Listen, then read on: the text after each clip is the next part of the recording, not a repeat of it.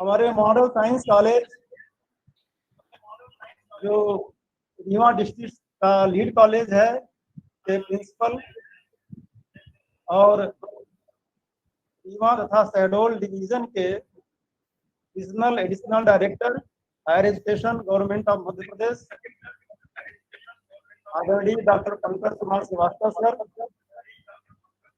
हमारे गणित विभाग के लोकप्रिय विभागाध्यक्ष head of department professor D P. Shukla ji, government model science college session के आरंभ यानी एडमिशन प्रोसेस से लेकर समापन, विश्वविद्यालयीन परीक्षाओं के इंचार्ज प्रभारी और आज के नेशनल वेबिनार की organising secretary professor Neelam Pandey madam, गणित विभाग से professor R K Tiwari. Hello, आप लोग मुझे सुन पा रहे हैं? स्टार्ट हो गया सर, स्टार्ट हो गया, नहीं खुल रहा है। आप लोग हमें सुन पा रहे हैं? Could you hear me please? हो गया सर, एक्सेप्ट हो गया है। Yes sir. तो गवर्नमेंट मॉडल, आप लोग अपना स्पीकर म्यूट कर लें प्लीज। सभी लोग स्पीकर बंद रखें। क्या फिर से स्टार्ट करूं क्या? Yes sir, continue sir, continue sir. Next आगे से जुड़ गए हैं, तो अगर आप लोग हमें ठीक से सुन पा रहे हो तो अब हम शुरू करें। चलिए फिर से स्टार्ट करते हैं। Government model science college Rewa Madhya प्रदेश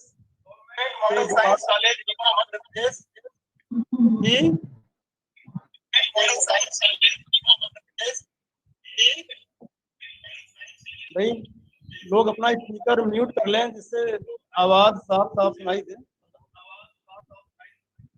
हेलो नीलम मैडम, हमें आप ठीक सुन पा रही हैं? सुन पा रहे हैं sir, please continue.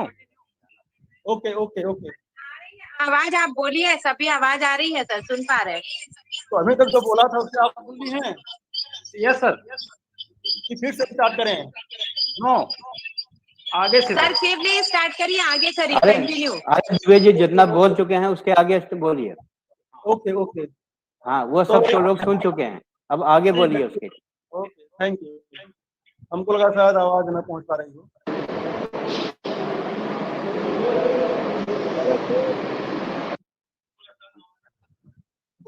World bank project प्रभारी डॉक्टर ओ.पी. गुप्ता सर, जो हमेशा रिसर्च और सेमिनार से संबंधित एक्टिविटीज में बढ़ चढ़कर फंडिंग प्रोवाइड करने में आगे रहते हैं, और कॉलेज के रूपा प्रभारी डॉक्टर भारती मिश्रा सर, साथ में ऑर्गेनाइजिंग कमेटी के मेंबर हमारे फैकल्टी मेंबर डिपार्टमेंट के doctor Ritu Srivastava, mister Ashish Kumar Sen, mister Shamsher बहादुर पटेल, डॉक्टर शैलेंद्र द्विवेदी, डॉक्टर मनोज पांडे और रमाकांत तिवारी जी के साथ में इस कार्यक्रम में रजिस्टर्ड और सम्मिलित हमारे कंप्यूटर साइंस और मैथमेटिक्स के एमएससी क्लास के छात्र और छात्राएं, हम आप सबका हार्दिक स्वागत और अभिनंदन करते हैं। जैसा कि आप जानते हैं, यह नेशनल वेबिनार आज और कल 2 दिन आयोजन होगा। तो आज प्रथम सत्र में इस नेशनल वेबिनार की भूमिका के लिए हम अपने विभागाध्यक्ष प्रोफेसर डी.पी. शुक्ला जी का आह्वान करते हैं कि इस नेशनल वेबिनार के इंट्रोडक्शन के संबंध में एक संक्षिप्त व्याख्यान दें। Doctor D P. शुक्ला जी। हाँ, thank you. Hello sir, line पे हैं? परम आदरणीय हमारे प्राचार्य एडिशनल डायरेक्टर रीवा एम शहडोल संभाग। जैसा कि आपके भावनाओं के अनुरूप हमारा गणित विभाग नियमित प्रयासरत रहता है। गणित विभाग में 2 साल के बीच में एक वर्कशॉप, 3 नेशनल वेबिनार और 1 राष्ट्रीय गणित दिवस का आयोजन किया गया।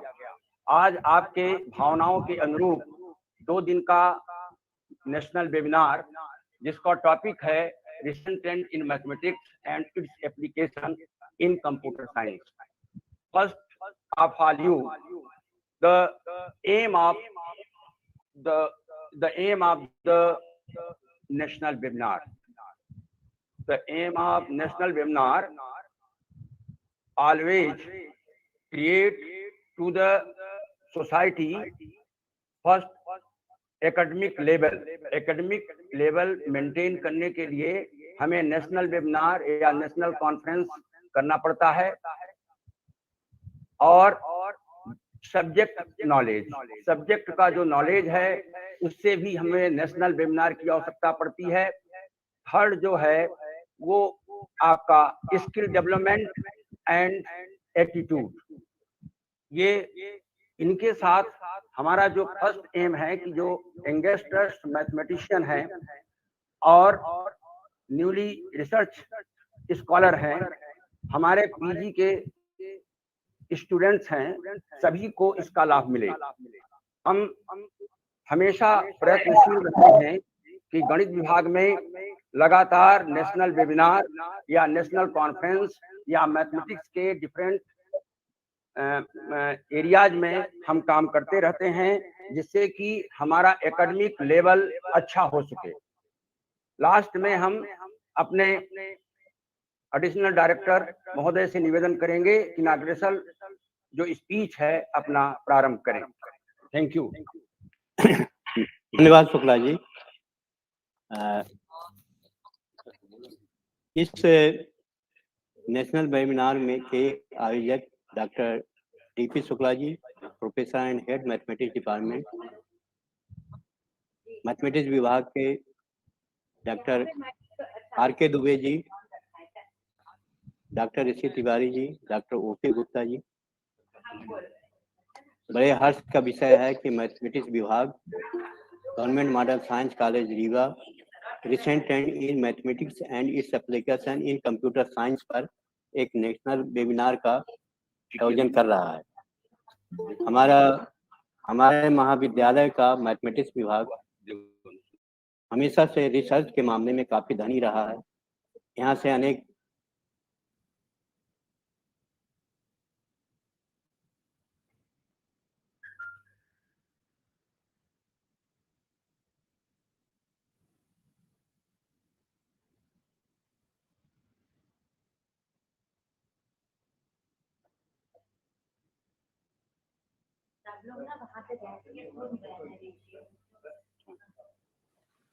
सर आपका वीडियो म्यूट है, ऑडियो। सर का ऑडियो म्यूट है, देखिए। हेलो, हाँ, आवाज आ रही है? यस सर, अब आ रही है। Yes sir. फिर से शुरू करते हैं।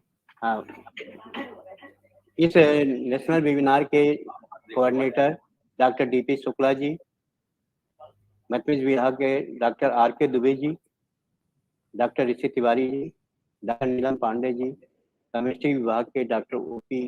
गुप्ता जी एवं अन्य पार्टिसिपेंट गण, गणित विभाग के कर्मचारीगण एवं प्राध्यापक गण। यह बड़े हर्ष की विषय है कि मैथमेटिक्स विभाग में recent trend in mathematics and its application in computer science पर एक नेशनल वेबिनार का आयोजन हो रहा है। हमारा मैथमेटिक्स विभाग इस बात के लिए काफ़ी धनी है कि यहाँ से रिसर्च एक्टिविटीज समय समय पर होते रहते हैं, सेमिनार और वेबिनार भी होते हैं, और यहाँ से अच्छे रिसर्च स्कॉलर की प्रेस्टीज अवार्ड होती है, और समय समय पर रिसर्च पेपर भी अच्छे नेशनल इंटरनेशनल जर्नल में पब्लिश होते हैं। अब ये जो टॉपिक इन्होंने बहुत सहमिक लिया है, हम ये जानते हैं कि मैथमेटिक्स का उपयोग हमेशा से रिसर्च में बहुत महत्वपूर्ण रहा है। इसका एप्लीकेशन कंप्यूटर साइंस में भी होता है, फिजिक्स में, केमिस्ट्री में, अन्य साइंस के सब्जेक्टों में भी होता है। अगर मैथमेटिक्स को हटा दिया जाए तो रिसर्च की जो सुंदरता है वो बहुत कम बचेगी। इसलिए मैथमेटिक्स, खासकर फिजिक्स के स्टैटिस्टिकल रिसर्च के लिए मैथमेटिक्स एक महत्वपूर्ण शोध है, जिसके द्वारा हम नए रिसर्च पेपर में, नए गणनाओं में, नए रिजल्ट की एस्टिमेट गणना कर सकते हैं, उनका पता लगा सकते हैं। तो यह सामयिक विषय लिया गया है विभाग के द्वारा, जो अत्यंत उपयोगी और नए रिसर्चर के लिए लाभदायक होगा। मैं आशा करता हूं कि इस वेबिनार से जुड़े हुए समस्त रिसर्च स्कॉलर एवं अध्यापकगण, स्टूडेंट्स लाभान्वित, इसके परिणामों को सुनकर लाभान्वित होंगे और अपने रिसर्च व्यक्ति को बढ़ाएंगे। धन्यवाद।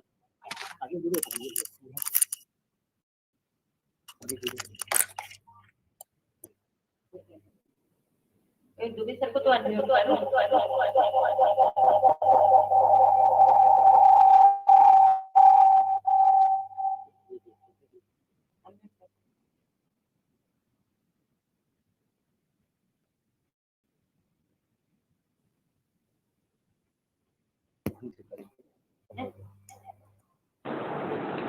सर माइक चालू नहीं। ये सर माइक चालू करें please.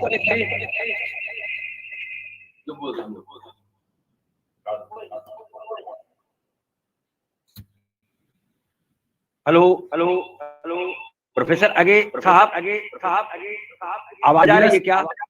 Yes sir, yes sir, yes sir. Please Shall I start my deliver to lecture. Yes, yes, okay. Your topic start. Yes, okay, okay. Thank you, sir. Thank you, sir. I am seeing this screen. Just wait.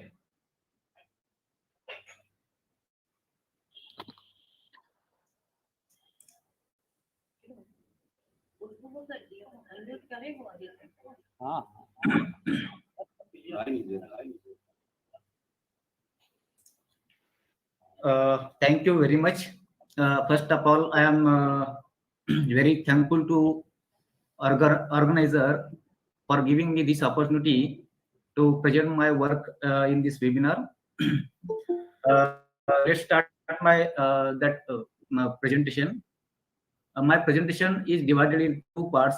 First, I will discuss the fixed point theorems in metric spaces, and later on I will discuss the fixed point theorems in generalized metric spaces.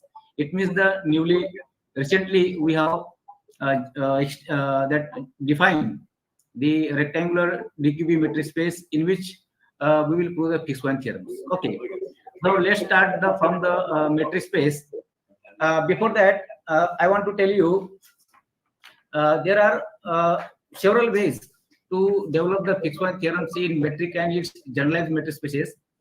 One thing is that some people they generalize the metric spaces and later on they will prove the fixed point theorems, and some people they are working in metric spaces but they are proving the generalize the metric spaces which is presently existence in the literature here. Okay, so I will start from the metric spaces here. We know that the metric space is a very well-known structure where we have a non-empty set X, and we define here the metric that we call that D is a function from X cross X to R plus and satisfying the three conditions here. The first is here D of xy is equal to 0 if and only if x equal to y. Distance from X to Y is equal to distance from Y to X, and distance of xy is always less than equal to distance of X to Z and distance from Z to Y here. And if D satisfies all these three conditions, then we can say that D is a metric on X, and the ordered pair XD is said to be a metric space here. Okay. And there are several examples just I have given here that the real line R, we will take a set X equal to R and metric 1 minute. Yes, and D of xy is defined here, that is equal to mod of x minus y, and clearly which fulfills all the requirement of the D, and that that metric and user are here. Now we required some definitions for proving the Fishman theorem. Hello, is any disturbance in? Hello, am I audible? Hello.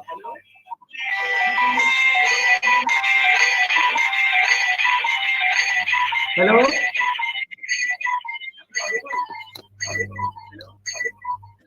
Sir, am I audible?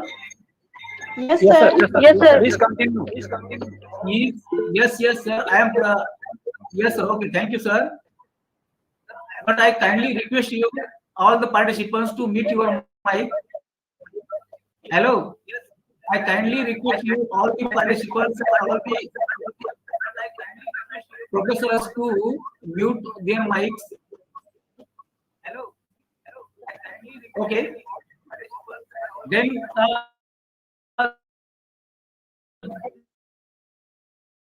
sequence, that Cauchy sequence, a sequence xn in X is said to be a Cauchy sequence if, for given any epsilon greater than 0, there exists a positive integer n which depends upon epsilon and distance.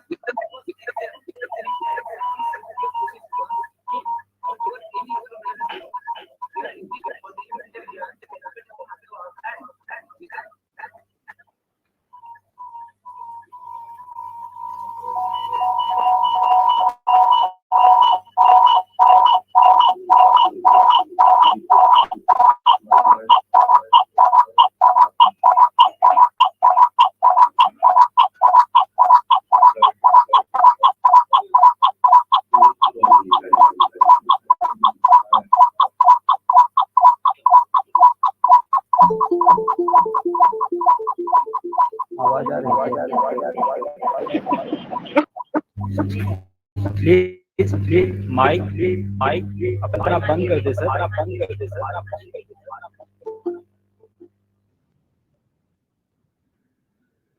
Please continue. अभी sir please continue.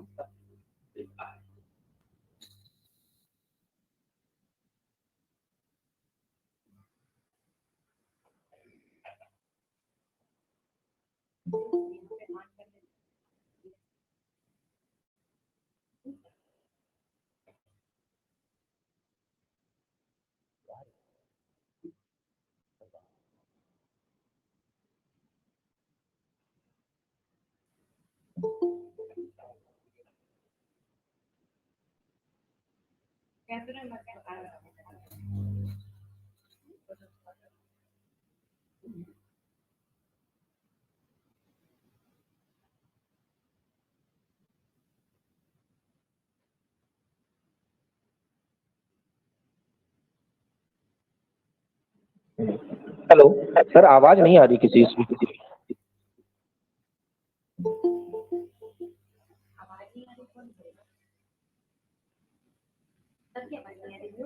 आगे sir, बाहर आगे sir आवाज एक नहीं।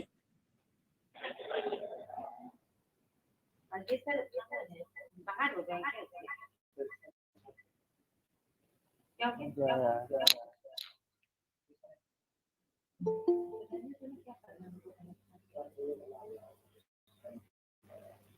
एक जन वहाँ पे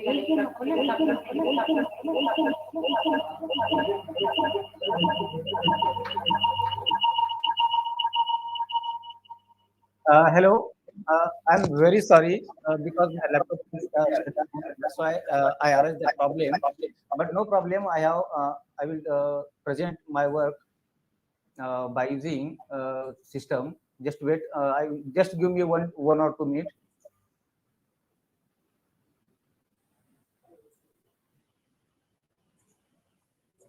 Yes.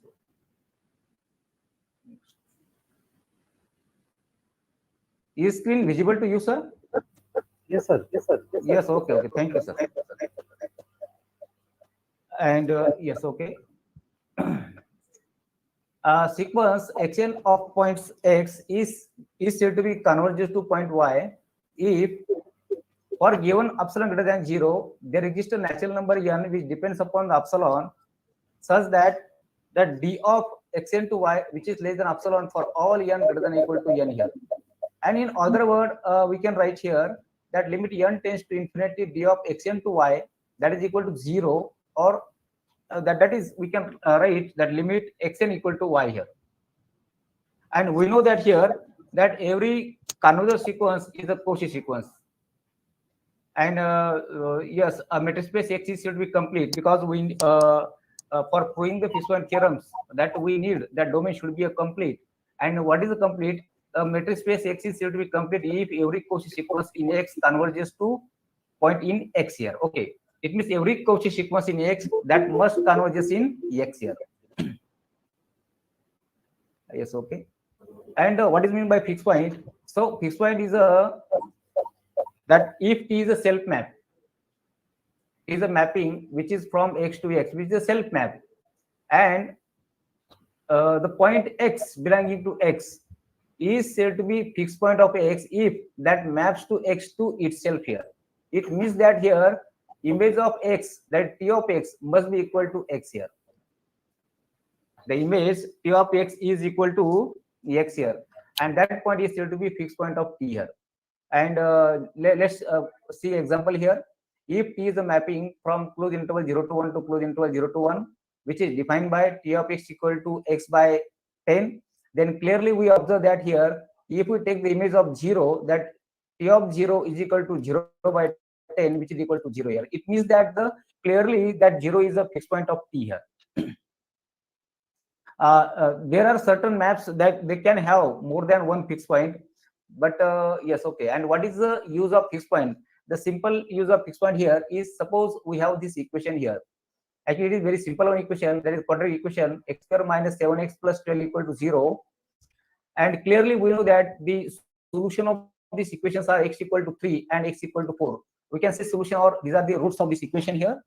And in order to find the root of equation, we can use the fixed point also. So it means this equation we can rewrite in this form here, that is x equal to, we can write here like this here, minus 7x, which is equal to, if we shift this plus 7x, we rearranging this here, we shift to the right hand side, say minus 7x, then it becomes 7x, and here x square plus 12, and x equal to x square plus 12 divided by 7 here, and we call it this is equal to f of x here. Okay, so it means here, if the we have here equation that is f of x equal to x, so it means that the element which satisfies this equation, which is nothing but which is also be a solution of this equation here. Okay, so in this way, to find the roots, actually this is very simple equation, but if suppose we have the equation x raised to 5 minus 7x plus 12 is equal to 0, and suppose we have to find the solution of this equation, and it is very actually it is a very difficult problem to solve. It is not so much difficult, but not easily we can find the root of this equation here, x raised to 5 minus 7x plus 12 equal to 0. And that's why, to where the solution of the equation exists, so we can discuss using the study of the fixed point. It means by defining the mapping T, self maps from certain interval to certain interval, and if the fixed point exists, it means that the solution of this interval, that the solution of this polynomial, that must exist in the given interval here. In 1912, the Brouwer proved a very important theorem that we call the Brouwer fixed point theorem. Let given that given here that T with the unit ion and T with the self map here, be a continuous map, and then T has a fixed point in B here. So clearly here you if we take here B in R here, suppose B is equal to R. If we take here, then clearly you can observe here, if we take the open interval 0 to 1 here like this here, and here 0 to 1, and clearly you observe that here any function from this domain to this, it can be like this here, but there is a mapping y equal to x here, and that cuts at this curve. So it means that cutting point is nothing but the fixed point of that the given mapping EF here. Okay, sorry, given mapping T here. And the Brouwer fixed point, that theorem tells that only the existence of fixed point, but Brouwer fixed point theorem does not tells us whether the fixed point exists, which is unique or not here. Okay. then we define the contraction map. Let X be the metric space and F from X to X be a self map, and F is said to be a Lipschitz class. That F is said to be Lipschitz class if there exists a real number K such that d of fx fy, which is less than or equal to k into d of xy for all xy belonging to X here. If that k is less than 1, then this mapping is said to be a contraction map here. So Banach proved the fixed point theorems for this contraction map here. And in case if suppose k is less than 1, we have here that d of fx fy, which is less than d of xy. The mapping which satisfies this contractive condition, this is said to be a contractive map here. Okay. And Banach proved the following fixed point theorem. Let X be the complete metric space and F from X to X be a contraction mapping, then F has a fixed point here. I will just I want to give the proof of this theorem just by within 1 minute. Let's suppose what we have the self map here EF. Okay, and suppose we take here one fixed point here x0. Sorry, we take any arbitrary point x0, and image of x0 is f of x0, which is also present in same x here. So that f of x0 is also here. So it means if we operate f on this, then we get here f square of x0. Just we denote this one, and so I will later on I will denote here f of x0 equal to x1. The x1 is here, and then we can here x2, and in this way we obtain a sequence we call here xn. Okay, and what is our aim here? If after obtaining the sequence xn, our aim is to show that our aim is to show this sequence that must converges in x here, and that converges. Suppose this xn converges to x, and that point x is nothing but the later on we will claim here that x is nothing but which is the fixed point of the mapping F here. But now we have to given here that x be the complete metric space here, and we have to show that xn is converges to x. So it means that it is sufficient to show that here that xn is a Cauchy sequence here. Okay, that it is sufficient to show that xn is a Cauchy sequence. Why? Because the given space x is a complete, and that we know that every Cauchy sequence that converges in the complete metric space. And so just here we want to show here that xn be a Cauchy sequence. And now we obtain the distance of the two consecutive terms here. So d of x2 x1, that is less than or equal to k d of x1 x0.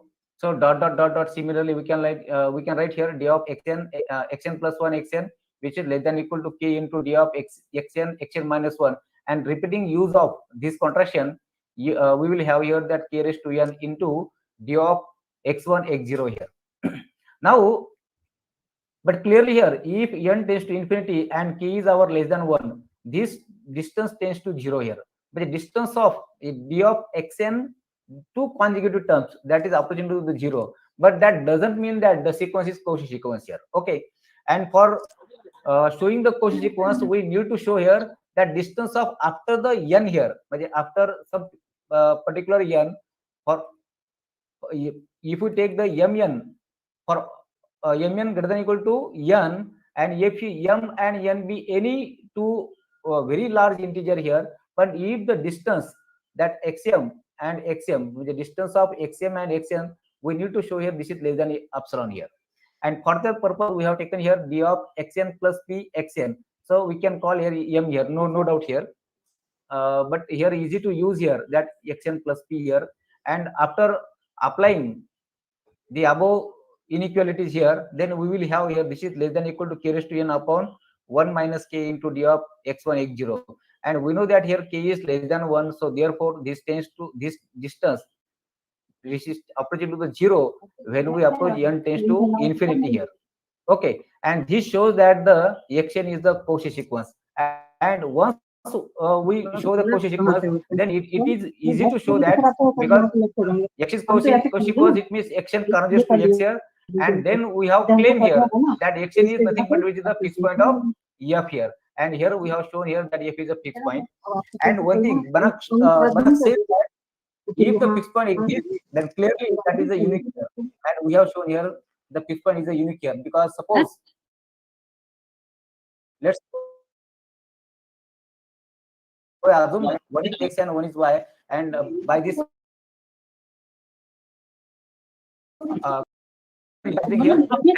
y two different fixed point of f here, and here 0 which is less than d of xy. Why? Because x is not equal to y, and but x is equal to fx, y equal to fy, and which is less than equal to, by applying the quantitative condition, by applying the Banach quantitative condition, which is less than equal to k into d of xy, and but k is less than 1, so which is less than equal to d of xy. So this is a contradiction here, because d of xy that should not be a less than equal to d of xy, and so therefore this is a contradiction. So it means that f has the unique fixed point here. Okay. Now I will give the example here. Let x equal to but if suppose domain is not complete, then fixed point exists, or we do not say whether a fixed point exists or not here. So for particular case here, we have taken here x equal to 0 to 1/4 be a metric space. We know that it is a metric space, but which is not closed here. Sorry, which is not, this is not closed. It means I want to say here which is not a complete here. Okay, because this set is not complete. And yes, it is metric space, and we define map f from x to y, which is given by f of x equal to x square. Now we consider the distance fx minus fy, which is equal to x square minus y square, which is equal to, and then by writing this, it's x plus sound y, is very x slowly, minus sir. y. Yes, hello. Sir, sound problem. Hello? Sound is very slowly. Why is acha, acha. Okay. Just wait, sir. I will. Hello. Yes, sir. अभी कैसा है आवाज? Sir अब ठीक है पहले से. But ठीक है. Okay. Thank you. Then any contraction mapping is uniformly continuous. Now see here, if f from x to x, if f from x to x, which is not contraction, but sometimes what happens, f raised to p is a contraction map here. Okay, f raised to p is a contraction map on a complete metric space x here. Then if f raised to p has a, which is a contraction map on a complete metric space, then f has a fixed point here, and indeed so we f raised to p has a unique fixed point by the Banach contraction principle, because f raised to p, which is a contractive map here by assumption here, and by Banach contraction principle says that here f raised to p x0 equal to x0, and now we operate f from the left hand side, then you will get here that f of f raised to p x0, which is equal to f of x0, and that is by rearranging this one. So we write here f raised to p f of x0 equal to f of x0, and this also shows that here that f of x0 is also be a fixed point of x0, but by Banach says that f raised to p has a unique fixed point here, and already x0 is a fixed point. So this shows that here that x0 must be equal to f of x0, and this shows that here that f also has the fixed point here. It means that if f raised to p has a fixed point, then automatically f must have the fixed point here. Let x be the closed interval, x equal to closed interval ab be a metric space with usual metric, and t from closed interval ab to closed interval ab be a differentiable function. Then t is a contraction map on x if and only if there exists a real number alpha less than 1, such that mod of t dash of x is less than equal to alpha. And so clearly this implies that, because we have the condition here mod of t dash of x, so I can write here this is equal to integral, so x to y, that t dash x actually d of dx, t dash, it means it is a derivative t of x here. So I can write here, suppose derivative, suppose t we will use here, either you can x or t here, no problem here. By writing this here, this is equal to, because integration the derivative, these are the anti-process, so we can write here this is nothing but the t of y, minus t of x here. So just by using a variable here, here I take here z and here z, and here is from x to y, then we get here that mod t minus tx, which is less than equal to here, because right hand side there also be a constant term, and if we operate the integral from x to y on alpha, then we get here alpha times mod x minus y. So it means clearly, if t dash of x, modulus of t dash of x is less than equal to alpha, this implies that here T with the contraction map, and clearly by using the Banach fixed point theorems, it will have a unit fixed point here. I think I have a very less time, so I will switch this. I will not cover all the portion of this my presentation, but I will present the what. 1 minute. Just this presentation is not copied here. Just 1 minute. Yes.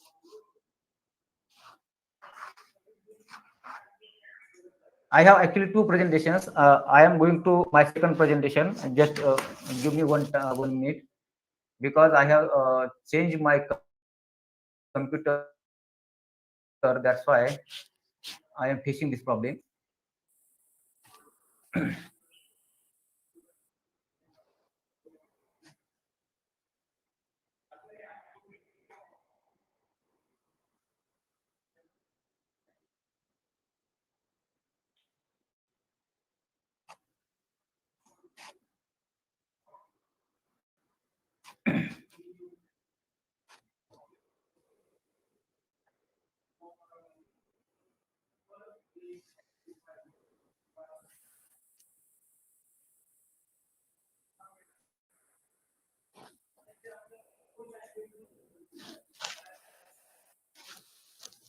Yes. Only yes, I have downloaded that presentation. Just I want to open it in Microsoft Edge. For this I require open with Microsoft Edge. Yes.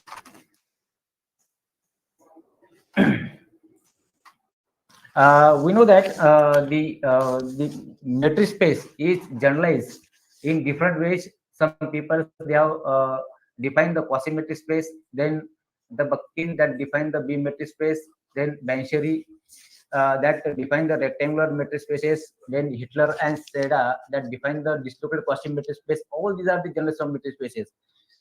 Later on, a very good generalization that we call the G-metric space, which is defined by Bradley-Sim and Mustafa.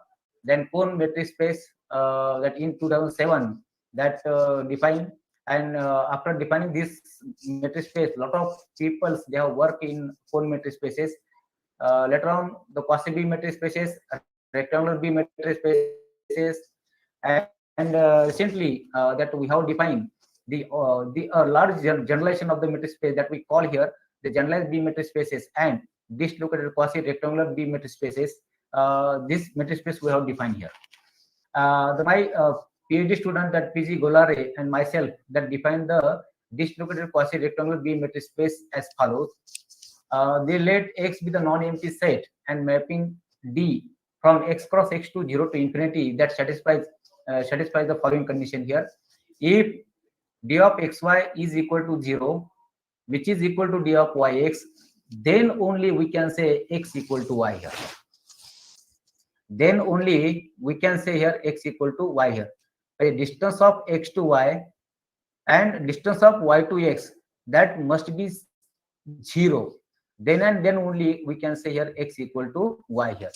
But it means here, if we take the negation of this, it means if we take here X is not equal to y, any 2 points, then distance of X to y may be not equal to distance of y to X here. It means we can define here, because sometimes we know here in suppose we have one city and there is a one-way road here, and here are 2 points here, two places here. Suppose we can say here A and B here.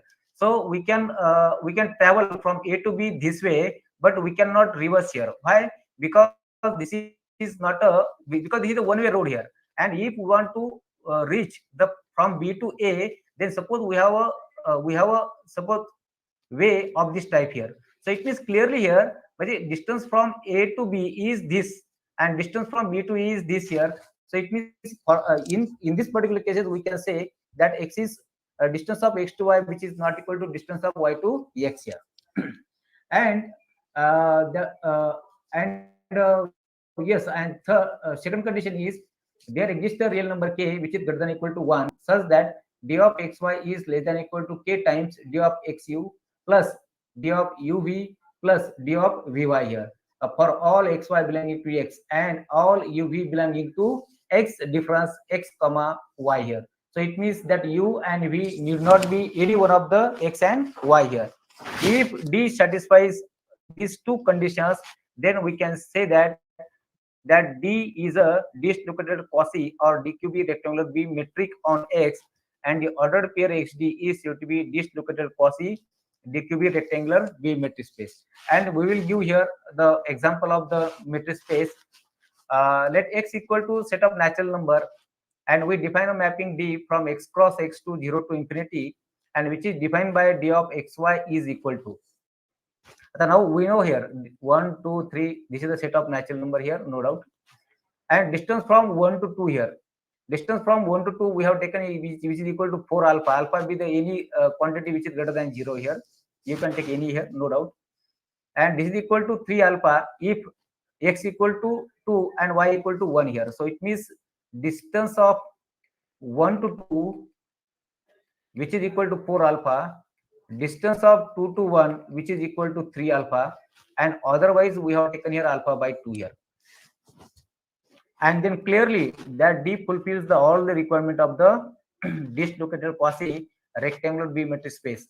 And clearly here, because in the presentation, in the second condition, we have used here k here, and so clearly here k is a coefficient, and which is equal to 3 here, and it is very easy to obtain here, but just by because here are only two different cases, then it is easy to verify or find that k, but we obtain here k equal to 3, which is greater than 1 here. And clearly, and here also that distance of x to x, distance of self point to itself, which is we have not taken it which is equal to 0, but we have taken which is equal to alpha by 2, and which is not 0 here. And therefore that D fulfills the all requirement of these metric spaces, and the ordered pair XD is said to be a rectangular B metric spaces here. Okay. And now I will give here the second example here. In the second example, we take here x equal to 1 by n in n union including 1.0 in this set, and we define a distance d from x cross x to 0 to infinity, and which is defined by as follows: d of xy equal to 0 if x equal to y. Here we have restricted here that this distance equal to 0 whenever x equal to y here. And now whenever x is 0 and y is any point from this set, then distance we take here 1 by n here. And suppose at first point is 1 by n and other point is 0, for this particular cases we can take the distance d of xy equal to 1 upon 1 minus n, 1 upon n minus 1. And in other case where x not equal to y, xy belonging to this set, and then we distance of x to y, that is equal to 1 here. And it is also very easy to check here that D fulfills all the requirement of all requirement which satisfy the condition 1 and 2 here. And we say here that D is a quasi rectangular B metric with k equal to 1 here, and here we obtain that k equal to 1 here. And it clearly because we have defined this example, and clearly which is not a metric space, it means it is a generalized metric space, but which is not a metric space. We see as follows here. If we take, because in metric space we know here we know that distance of x to y is always less than equal to distance of x to z plus distance of z to y here. Okay. And here distance of 1 by 7 plus 1 by 10, which is equal to why? Because that both element 1 by 7 and 1 by 10 belongs to x here. Okay, that belonging to x here, and so therefore and both are not equal, so therefore we take their distance equal to 1 here. And now we take here the for the triangle inequality, we take here distance of 1/7 to 0, and a second term is 0 here. Okay, second coordinate is 0 here. Second coordinate is 0, y is here. So we take the distance is 1 upon n minus 1. First point is here 1 upon, first coordinate is 1 upon n. Then its value d of xy, d of 1/n 0, that is equal to 1 upon n minus 1. That value should be 1 upon 7 minus 1. It means 1/6. And here distance plus d of 0 1/10, and 0 1/10 we take from this n here. When first entry is 0 and other is 1/n, so for particular case we take distance 1/10 here, but their addition is clearly which is less than 1, and so therefore that does not satisfy here like this here. And so therefore this example says that this is a generalized metric space, but which is not a metric space here. This is also very easy one example here, no doubt here. Because I have given the examples here to for more understanding. We define the open ball of radius r in x. In x, in the distributed quasi matrix B metric space xd as follows here. Now we have, and open ball is very important because we can once we define the open ball, it is easy to study the topology on this metric space, and also we can study. Some people they can study, because here from this I have only defined the open ball, but I have not studied what are the properties of the I have not defined the topology on this metric space, and I have not studied the topological properties like connectedness, when that metric space is compact, when it means we have not defined that concept here. So it means these are the open, this work is open to all here. Some can because open ball is defined here, but some can anyone can define the topology on X, and they can be study the properties of that topological spaces. And the open ball we have done here, the BR of X, it means it is a collection of all y belonging to X, such that the maximum distance from d of x to y minus d of xx, a distance of y to x minus d of xs, the maximum distance of this, that should be less than r here. Okay, and clearly this open ball coincide with the metric space when we impose the restrictions here. If we impose the restrictions, then what we have, d of xs is 0, d of xs is 0, means this quantity becomes 0. And also in metric space what we have, d of xy equal to d of xy. It means clearly that this open ball coincide with the open ball in the metric space here. Later on we have defined the open set here. G, a subset of X, is said to be open if for each X belonging to Z there exists R greater than 0, such that BR of X that is contained in Z. It means for every X belonging to Z there exists an open ball that contains X, and that should be contained in Z here. Okay, and we have shown here this local quasi-metric space, which is not a Hausdorff here, which is not a Hausdorff space. Just we have studied one property here.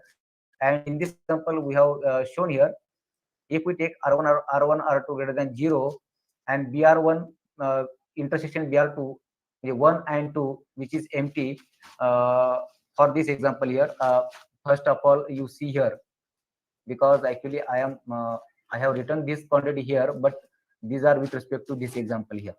The distance of xy equal to 4 alpha if xy belonging to 1 to 2 and alpha otherwise. And yes sir, professor आगे मैं professor DP Shukla बोल रहा था. Yes sir, बोलो sir. Next speaker professor KC Deshmukh from Nagpur, बेटे. Okay, ठीक है sir, thank you sir. I will stop here sir. बहुत अच्छा लगा, बहुत अच्छा लेक्चर रहा सर आपका. Yes, thank you sir.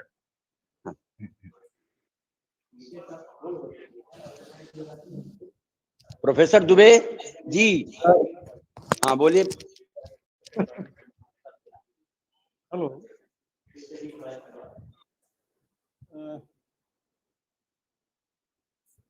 Sir, kindly brief your lecture because your time is about to over.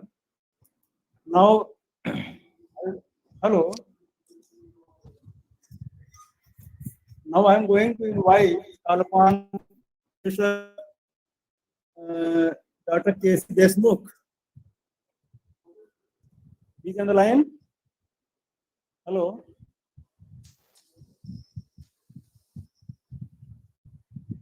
Professor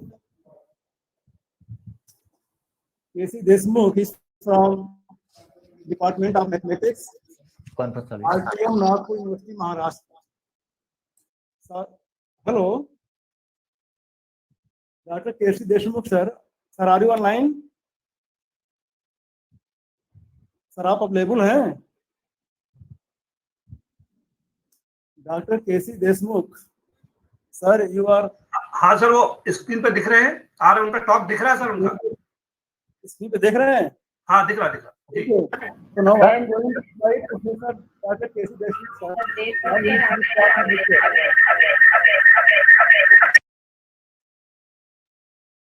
sir kindly start your lecture.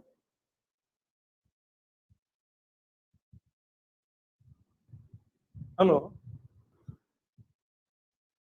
कुछ problem है क्या? देशमुख सर, आपकी आवाज नहीं आ रही सर। देशमुख सर, सर अपना माइक ऑन करिए सर।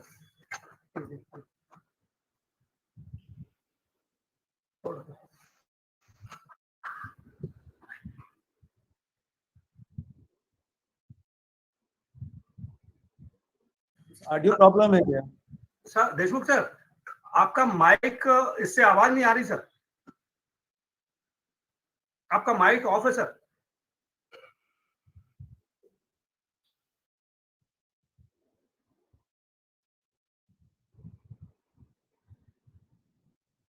सर अपना स्पीकर ऑन कर लें।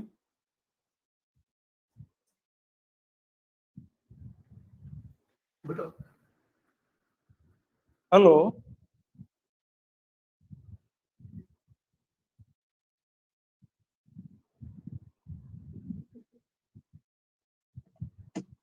श्री आशीष कुमार, देखिए क्या प्रॉब्लम है? देशमुख सर का माइक बंद है। अच्छा, उनको फोन लगा के बोलना पड़ेगा माइक ऑन करने के लिए शायद। तो कैसे?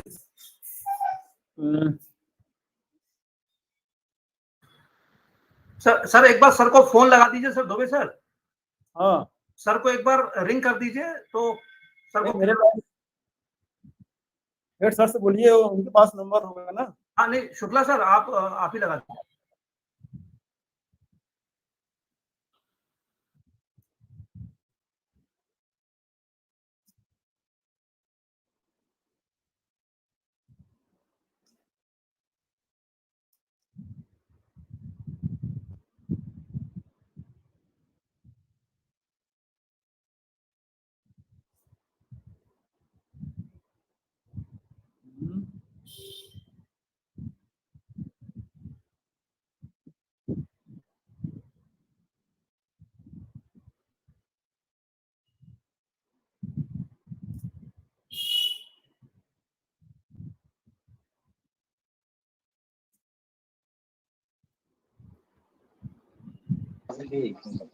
किनका? अभी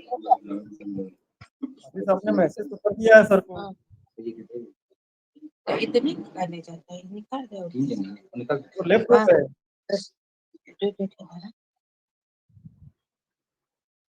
एक मिनट सर, वो रिकनेक्ट हो रहा है सर, रिकनेक्ट हो रहे हैं। अच्छा अच्छा,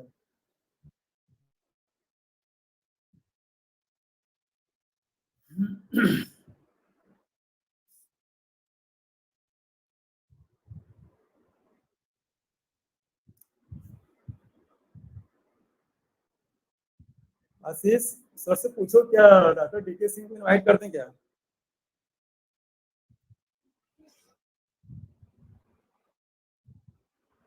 सर आशीष कुमार, अभी देखो ऑन हो गया। हो गई। हेलो, ऑन हो गया दुबे सर। हेलो, हाँ अभी आ रही है आवाज? यस सर, आ रही है। आ रही है। हाँ सर, आ रही सर, आवाज आ रही सर। एक मिनट, अभी लेक्चर। सर देशमुख साहब नमस्कार। नमस्कार नमस्कार। मैं डॉक्टर तिवारी उज्जैन से सर। अरे वाह भैया, भाई यही टाइम है अपने को मिलने का। हाँ सर बिल्कुल। जी सर, करिए सर, स्टार्ट करिए सर। हाँ ठीक है जी सर, वेलकम अब तो मेरा फेस दिख रहा है आपको? हाँ बिल्कुल सर, प्लीज कंटिन्यू। प्रेजेंटेशन हाँ हम जी सब लोग आपको देख पा रहे हैं। जी जी जी। Okay. So now I'm very much thankful to the organizer give me the opportunity to say a few things about on my topic on this webinar. Basically I am working on solid mechanics, which is the part of applied mathematics, having the applications in mechanical engineering. And very few researchers are doing research in solid mechanics as well as in thermoelasticity, particularly in India. So this is a new topic, particularly for the region of this Madhya Pradesh, Chhattisgarh, Uttar Pradesh, and many more areas. I try to explain the basic requirements to how to study the thermoelastic problem, what are the applications in my talk. Now I am talking about this thermoelasticity particularly. You know, this development of thermoelastic problem in various isotropic as well as anisotropic bodies are considered to be one of the important achievements in science and technology, particularly aerospace engineering. After World War II, there is a rapid development in the field of thermoelasticity which simulate various engineering problems. The study of these problems will tremendously enhance to culminate the overall development of the country. Basically, hence, the most of the challenging problems faced by the engineers and applied mathematicians in their field of research work is carried out are mostly partial differential equations. There could be nothing more desirable to find out the exact solution of these equations. And to complexity of the exact solution, one has to adopt numerical techniques to find the approximate solution, which has no use in this field. And hence, the subject thermoelasticity is come into the picture. Now, the question is, what is meant by thermoelasticity? You see, most of the teachers, students are not aware about this thermoelasticity. That's why just I'm taking one example and see how the thermoelasticity, what we call it. You see this metal solid. If this metal solid is coupled with heat, यदि अपन वो metal solid को यदि heat देते हैं, then what happens? The shape and size of that metal is changed. That's what we call it deformation. अब जब when we apply the heat to the solid, there is a change in shape and size. It means there is a elasticity. So when the solid metal is coupled with heat, we form the elastic body. And if the elastic body is again coupled with heat, it is called as thermoelasticity. You know the thermoelasticity. This means thermo means heat, and this elasticity, that what we have given the heat to the solid. So thermoelasticity is nothing but the elasticity is coupled with heat. And if suppose the thermoelasticity is again coupled with heat, so it is called the thermoelastoplasticity.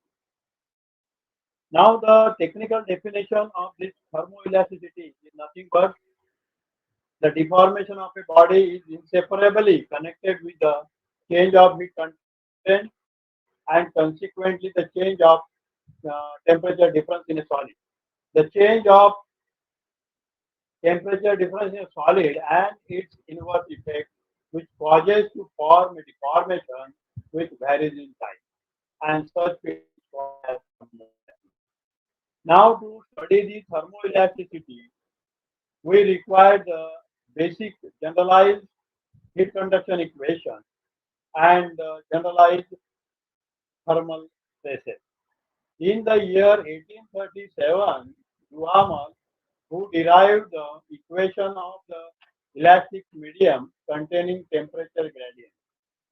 So many researchers are trying to verify his equation, but ultimately Newman verified his result and established Duhamel-Newman relation.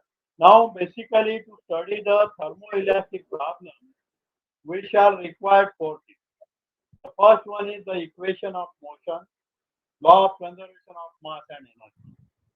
Second one is, we call it the constitutional relation or stress strain relation or Hooke's law. And third is very important, that is the heat conduction equation with initial and boundary condition, and the fourth part is compatibility condition. So now the part to discuss the thermoelastic problem, the first thing is which is very important, that is the heat conduction equation with its initial and boundary condition. And most of the teachers, you are teaching in either engineering college or undergraduate and postgraduate, the differential equation, that is diffusion equation, wave equation, then Poisson's equation, Laplace equation, and so on. But we are not teaching them, the students, how these equations are formulated. So first, I will explain how these equations are talking about thermoelasticity. So basically, I am talking now in terms of the heat conduction equation. All these are the differential equations. So basically, how these are the equations which are formulated, that I will explain first. Then what are the basic conditions is required, what is the physical significance of that condition, I will explain. Then I switch over to thermoelasticity. So first thing, we all aware that boundary value problem. The boundary value problem is a problem typically an ordinary differential equation or a partial differential equation which has values assigned on the physical boundary of the domain in which the problem is specified. For example, this is what we call it, this is an example which is given. Del 2 u bar del t square minus del square u is equal to f in the region omega, and the condition is given del of 0 t is equal to u1 on this d omega, and del u by del t is equal to u2 on d omega, where d omega denotes the boundary of omega, which is called a boundary value problem. And we are aware that the differential equation of heat conduction will have a numerous solution unless a set of boundary conditions and initial conditions are prescribed. The boundary condition that prescribes the condition at the boundary surfaces of the region may be linear or non-linear. So the linear boundary condition will be separated into the following three groups. Boundary condition of the first kind. See, I am talking about the boundary condition in terms of the heat conduction equation. Therefore, the boundary condition of the first kind, which is explained that the temperature is prescribed on the boundary of the given surface, and if it is a function of position and time, say T is equal to f of RT, that is on the boundary surfaces. As a special case, improved temperature at the boundary surface is a function of position only, then the boundary condition T is equal to f of R, or the function of time. If the temperature at the boundary surface is 0, then we can say that T is equal to 0 on the boundary surface, and this is a special case which is called the homogeneous boundary condition of the first kind. Then boundary condition of the second kind. The normal derivative of the temperature is prescribed on the boundary of the function of the surface, and suppose it is a function of position and time, then let it be defined as del by del n of RT on the boundary surface S, where del bar del n denotes the normal outward drawn normal at the boundary surface. This boundary condition is equivalent to that of describing the magnitude of the heat flux along the boundary surface. You see, if we take the normal, mod of normal derivative, that del t by del n, and this is represented by Q, which is called a heat flux. If the normal derivative of the temperature at the boundary surface vanishes, say del t by del n is equal to 0, then this boundary condition, which is called as insulated. Then boundary condition of the third kind, we'll take the linear combination of the temperature and the normal derivative, and if it is prescribed as a boundary surface, and if it is a function of its position and time. It means if we take the linear combination of boundary condition of first kind and second kind, and if it is a function of its position and time, then it is called as the boundary condition of the third kind, or we call it the mixed boundary condition. And the physical significance of this equation is nothing but what the heat transfer is proportional to the temperature difference. As a special case, if the normal derivative and temperature is prescribed on the surface on the boundary, if it is zero, then it is called homogeneous boundary condition of the third kind. And the physical significance is that of the heat dissipation by convection from the boundary surface into the surrounding at zero temperature.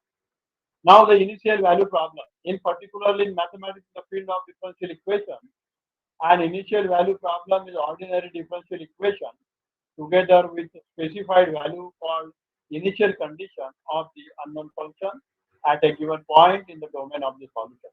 And the initial value problem, which is prescribed, which is given in the example, that is del 2u by del t square minus del square is equal to f in the region omega with all the conditions which is given, and this is called the initial value problem. Now that in the beginning I explained, when we are considering the wave equation, diffusion equation, Laplace equation, Poisson's equation, how it comes into the picture, where whenever we are teaching the partial differential equation to the student, we do not know how these are the equations which is constituted. Therefore, now I explain how this equation is formulated.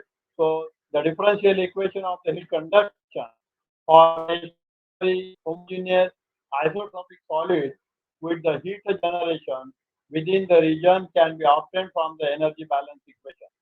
We consider a closed surface H which is enclosed by the volume V, and Q is the heat flux, U is the outward normal vector. Then this energy balance equation which is given by rate of energy storage in V is equal to rate of heat entering V through its bounding surface plus rate of heat generation. If the rate of heat generation is negative, then we call it is sink. This is rate of heat generation is having a physical meaning, that is source.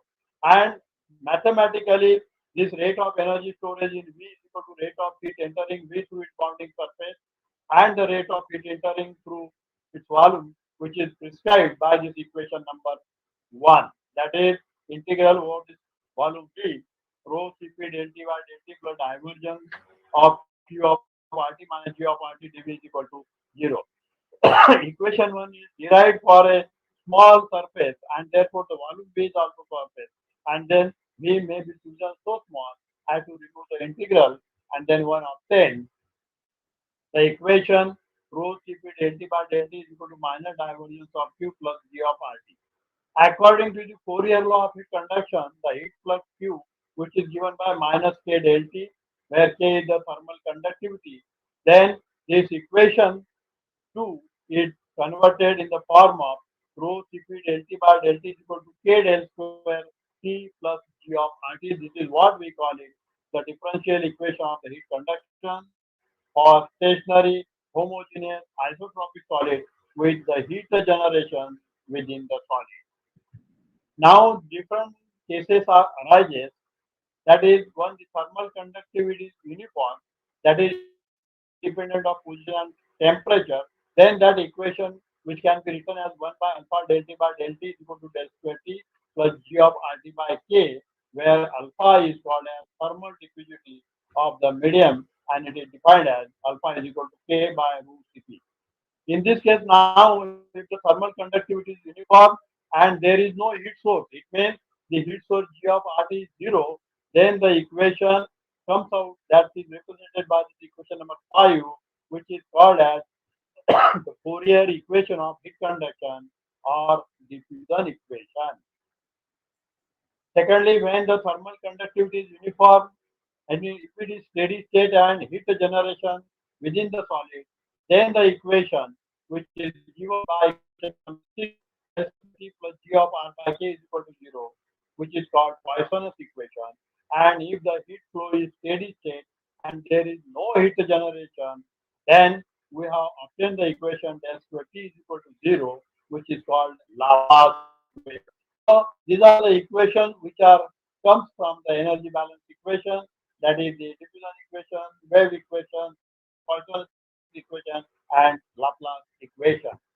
Then we'll go to this homogeneous and non-homogeneous boundary value problem of heat conduction. The time-dependent boundary value problem of heat conduction will be considered in two different groups: homogeneous problem and non-homogeneous problem.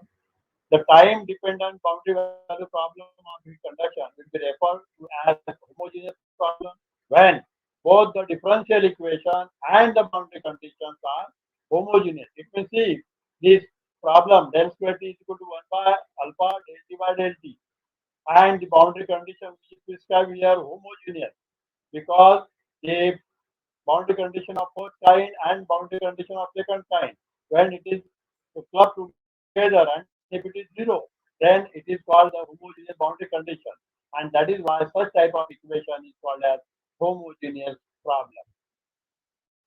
This will be referred to as homogeneous problem because both the differential equation and boundary condition are homogeneous. The boundary value problem of heat conduction will be referred as non-homogeneous if the differential equation or the boundary condition or both are non-homogeneous. It means this is independent of the temperature. So you see del square T plus G of RT by K 1 by alpha del T by del T. So here one additional term is we have added G of RT by K, which is independent of temperature. Even though boundary condition you see K del T by del N plus HT is equal to F of RT. Okay, this F of RT is here a non-homogeneous boundary condition. So this is called non-homogeneous because differential equation and the boundary condition are non-homogeneous. That is, the function P of RT and F of RT do not include the T as a product. Then also we can say that this is also a non-homogeneous boundary condition, even though the differential equation containing the source G of RT by K and one of the boundary condition is homogeneous, then also it is called non-homogeneous boundary value problem because here the differential equation is non-homogeneous. So this is what that is what we call it the boundary value problem of heat conduction equation. And now we are going to switch over to thermoelasticity. Initially, I explained what is meant by thermoelasticity. So there are two types of thermoelasticity. One is classical thermoelastic problem, and second one is non-classical thermoelastic problem. In the classical thermoelastic problem, this equation predict the infinite wave propagation. Whereas in the non-classic thermoelastic problem, these equations are hyperbolic, which predict finite wave propagation. Again, this classical thermoelastic problem, which is defined in two parts. One is uncoupled and second one is coupled thermoelastic problem. Uncoupled thermoelastic problem consists of the heat equation, which is independent of the mechanical effect, and the equation of motion, which contain the temperature as a known function. So in this uncoupled thermoelastic problem, two defects are appear. First one is when the body is in mechanical state, there is no effect on temperature, and secondly, the heat conduction equation is appear, which is parabolic, that implies speed of wave propagation is infinite. Now to remove this defect, George in 1956 introduced the coupled thermoelastic problem to remove the first paradox, that is the heat conduction equation is coupled with elastic term. You see here, heat conduction equation is coupled with elastic term and becomes the parabolic, will predict the infinite wave propagation in terms of heat and elastic wave. So uncoupled problem, this heat conduction equation appeared, which is parabolic. One, it gives the infinite wave propagation in terms of heat, and second, in couple, the infinite wave propagation in terms of heat and elastic wave. Thereafter, this uncoupled thermoelastic problem are divided in two parts. One is quasi-static approach, and second one is dynamic approach. Quasi-static approach means the body force, surface force, or heat source are very slowly in time, there is no inertia term, and the temperature is to be determined for, and the thermal stresses are determined by Duhamel-Newman equation. So while studying this quasi-static thermoelastic problem, we require the equation of motion without body force. You see, there is a change. The equation of motion which is considered without body force. Whereas in the dynamical problem, there is the interaction between thermal and mechanical loading.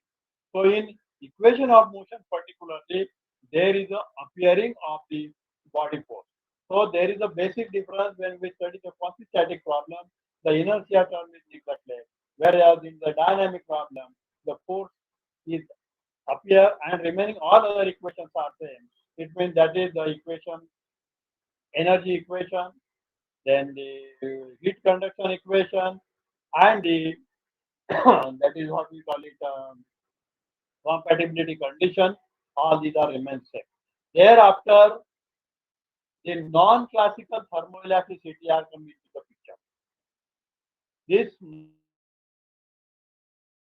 non-classical thermoelastic means it is a generalized thermoelastic problem. This means generalized thermoelastic problem is a modified version of the classical uncoupled and coupled thermoelastic problem.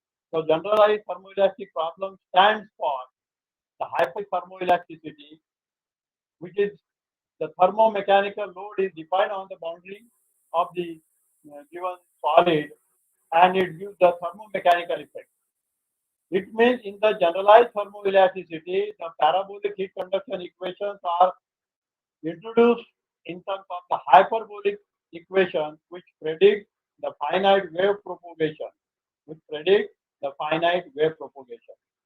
So, in particularly when we are considering the generalized thermoelasticity or a non-classical thermoelastic problem, so there the heat conduction equation, which is the Fourier law of conduction, is replaced by the Maxwell-Scattano law. That is the heat flux, because the Fourier law of conduction is what? The heat flux Q is proportional to its temperature gradient. That's what we call it. Q is equal to minus K del T. Now, in this case, the non-classical thermoelastic problem, the heat flux is replaced by the heat flux and its time derivative and the small relaxation parameter, so that this equation gets converted into hyperbolic equation to predict the finite wave propagation. So here we introduce the heat flux, time derivative, and the small relaxation parameter. This small relaxation parameter play a very important role, because sometimes some unsatisfactory results are obtained, and this time is needed to accelerate the thermal wave, and therefore the relaxation parameter is come to the picture, and the generalized thermoelasticity or non-classical thermoelasticity, the basic thing is which is required the heat conduction equation, which is converted into the hyperbolic equation. So this heat the non-generalized thermoelastic problem, which covers the 5 models, that is Lord-Sulman model, which comes into the picture in the year 1967. While studying this, all these generalized thermoelectric problem, we required the equation of motion, law of conservation of mass and energy, then heat conduction equation, constitutional relation, and an energy equation. So now, particularly when we are considering the Lord-Sulman model in the year 1967, what he has replaced the heat conduction equation by the Maxwell-Scattano law, that is the heat flux and its time derivative, and the small relaxation parameter, so that equation gets converted into the hyperbolic equation, which predicts the finite wave in terms of heat and elastic wave, and all other equations are same. Then in the year 1972, Green and Lindsay constitute a relation for the stress tensor and the entropy, the stress tensor and for the entropy for the 2 different relaxation times. Then in the year 1996, in the year 1993, Gray and Nagdi model. Here the thermoelasticity have been discussed for without energy heat dissipation. In this case, the heat flux is proportional to the time rate temperature gradient. And then the Hetnasian Isuzu model in the year 1996. This is the model which I have discussed for the thermoelastic problem for the low temperature. And where the Chandrasekharaya model in the year 1998 is a very great mathematician who was work on thermoelasticity, and he was a professor, retired professor from the Indian Institute of Science, Bangalore. So these are the 5 models which are related with the generalized thermoelastic problem. We have discussed so many problems whereby considering the Lord-Silman model, the Green-Lindsay model, and all other models that we have not touched. So many my many researchers of my students, they are tackling all these Lord-Silman model, the Green-Lindsay model for in the non-generalized thermoelastic problem. Now the basics is required to the study of the thermoelastic problem. We require the basic equation, and the basic equations are like this: classical uncoupled thermoelastic problem. Here I have already explained you classical uncoupled thermoelastic problem. So here we require the equation of motion that is given by equation 1, where F is the component of the external body force, unit mass, and Rho is the density. Space, strain, temperature relation, which is given by equation 2. Equation 3, that is the Fourier law of heat conduction, Q is equal to minus K del T, where Q is the component of the heat flux vector and Ki is the thermal conductivity tensor. Energy equation, which is given by equation 4, where Q is the heat source being acting per unit mass per second, and C is the specific heat at a constant strength. Now, when this equation 3 and 4 together, which is give a parabolic type of heat conduction equation, which is represented by equation 5.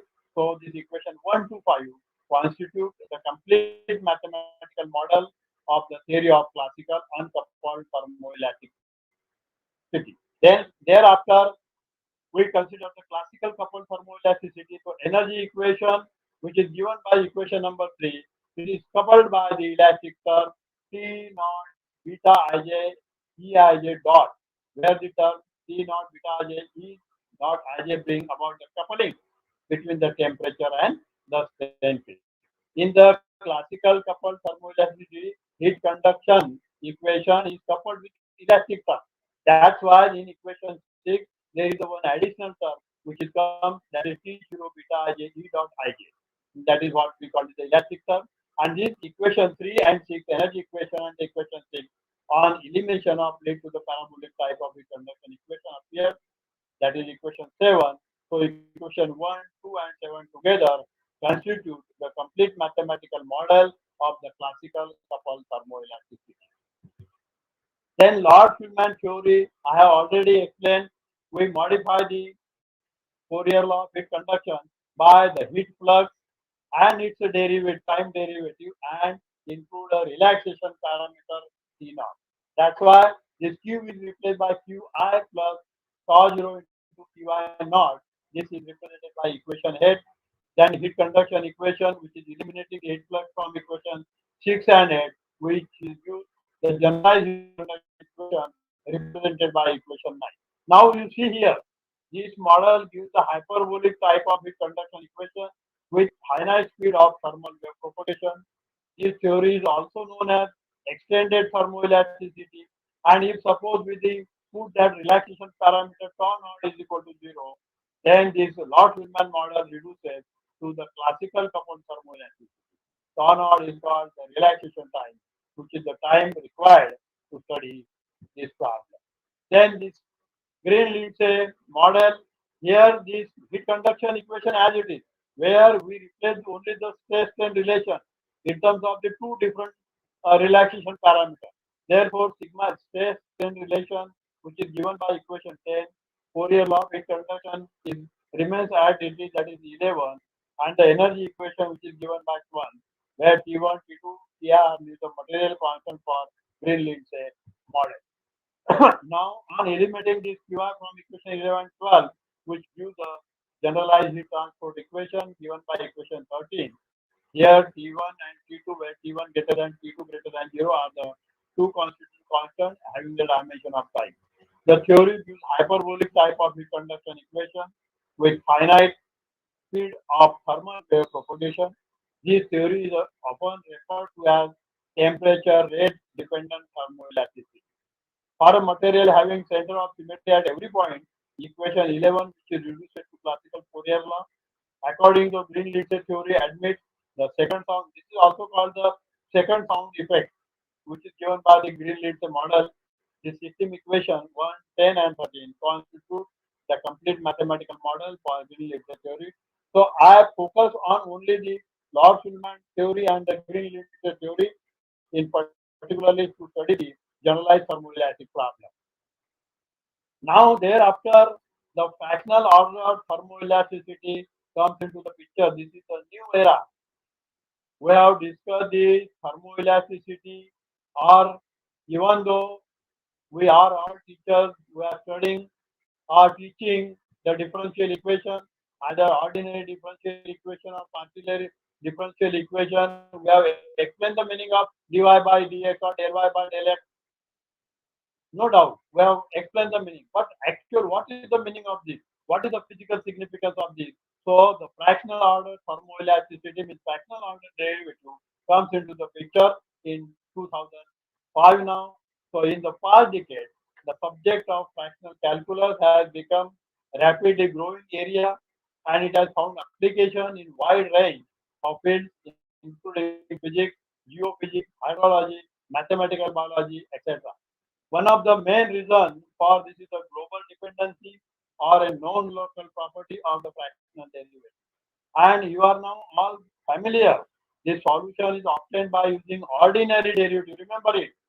The solution which is obtained by using ordinary derivative which predict an instantaneous response, whereas the fractional derivative predicts the retarded response. This is it. dy by dx. This is the ordinary derivative of order 1. Correct?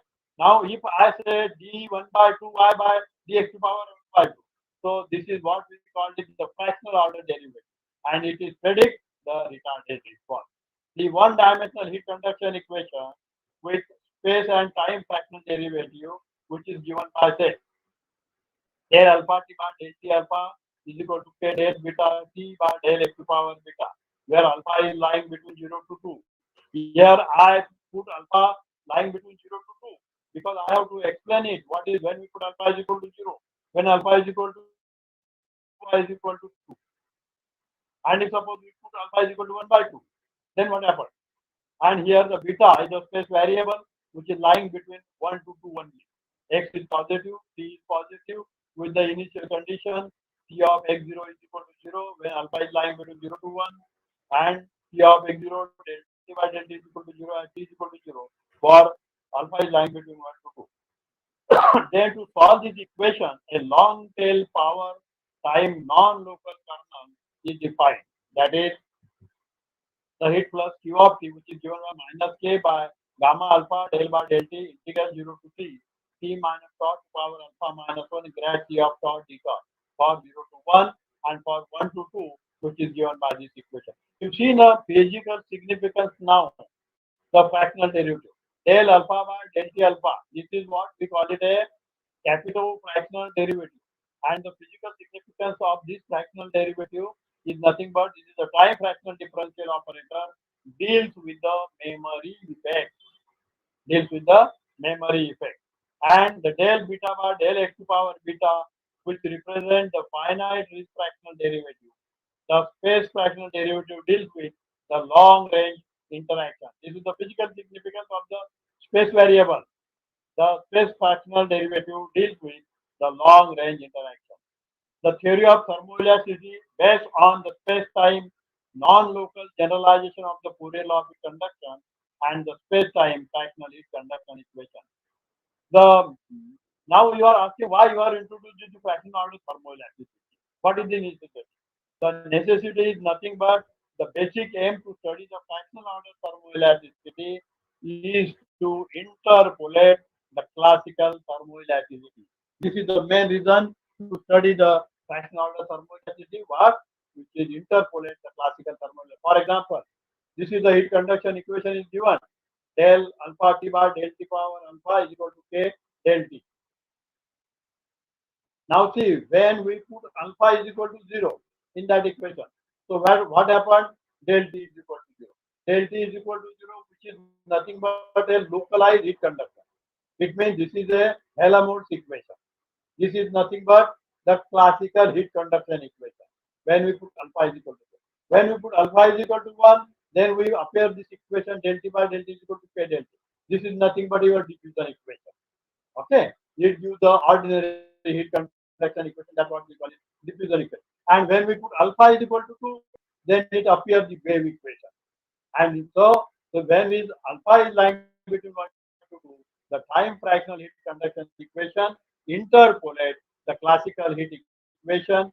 Alpha is equal to 1 and alpha is equal to 2. This is the diffusion equation and the wave equation. Hence, the fractional order theory of thermoelasticity is basically stands to control the speed of wave propagation in terms of heat and elastic waves for weak, moderate, and superconductivity. So far, the fractional order thermoelasticity is considered. Why we study this? We study this for the wave propagation in terms of which control the speed of wave propagation in terms of heat and elastic waves for weak, moderate, and the superconductivity. And hence, the main reason behind the introduction of the fractional order theory of the thermoelasticity is to predict a retarded response predicted to physical stimulus as in found in nature and is opposite to the instantaneous response predicted by the generalized theory of thermoelasticity. See, now just I explain how to formulate the fractional order heat conduction equation. See, the formulation of the heat conduction equation with the initial boundary condition for a thin hollow cylinder. This is given the hollow cylinder, which is the heat conduction equation, which includes the heat source. Here I apply the thermoelastic parameter, that is fractional order on the time derivative. That in equation 1 by alpha del alpha t by del to power alpha. And we are choosing the hollow cylinder and this radii which is lying between B1 to B2 with the boundary condition that del t by del r is equal to 0 as r is equal to r1. Del t by del t is equal to this is what we have given. R is equal to B2, inner area, outer area, temperature. Having this hollow cylinder is having the finite length, that is Z is equal to 0 to H. And the initial condition, this is particularly while studying the fractional order thermoelastic problem, we require the condition and 1. Then only we can study the fractional order thermoelastic. So this is the formulation of the heat conduction equation for a hollow cylinder, which we apply the fractional order derivative on the time factor, and then methods are used to general method integral transform technique is used to find out the solution on this differential equation. So why this fractional order thermoelasticity comes into picture, and recently the research work is going on. My research scholar deals with all these fractional order thermoelastic problem in classical as well as non-classical problem, particularly that uncoupled thermoelastic problem, and in lecture. Yes, now I have finished, doctor. I have finished. These are my references. What I'm not going in detail. These are the references to study this thermoelastic problem in the classical, non-classical, and fractional order thermoelasticity. Thank you very much. Thank you, sir. Thank you so much, Professor Deshmukh sir, for your kind, so nice and informative lecture. Now I would like to invite Dr. Sandeep Kumar Tiwari sir from Vikram University, Jain. Online है? हाँ sir, thank you sir, thank you. नमस्कार Deshmukh sir, नमस्कार। नमस्कार भैया। बढ़िया sir, बहुत अच्छा लगा सर, बहुत दिन बाद देख रहे हैं आपको। हाँ, यस, करेक्ट। चलो अभी मिलने का टाइम भी आएगा आप लोगों को, कभी। हाँ, नहीं आएंगे, मिलेंगे। बिल्कुल। हाँ, जी सर जी। सर स्टार्ट करूं sir? Yes sir.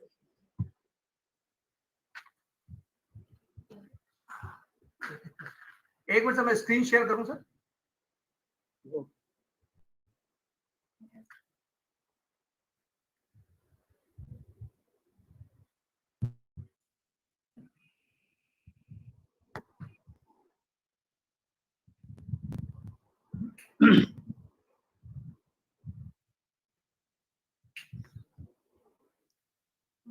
Sir screen दिख रही सर? दिख रहा है सर। सर स्क्रीन दिख रहा सर? Yes sir. हाँ स्क्रीन दिख रही है सर, स्क्रीन दिख रही है। Thank you sir. Okay sir, okay sir, thank you sir. तो आज इस national webinar on recent trends in mathematics and its applications in computer science में, जो कि department of mathematics and computer science government model science college Rewa ने जो organise किया है, उनके सारे ऑर्गेनाइजिंग मेंबर्स, जिसमें हमारे प्रिंसिपल डॉक्टर पंकज श्रीवास्तव साहब हैं, उनका मैं थैंक्स बोलता हूँ कि उन्होंने एक अच्छा वेबिनार ऑर्गेनाइज किया।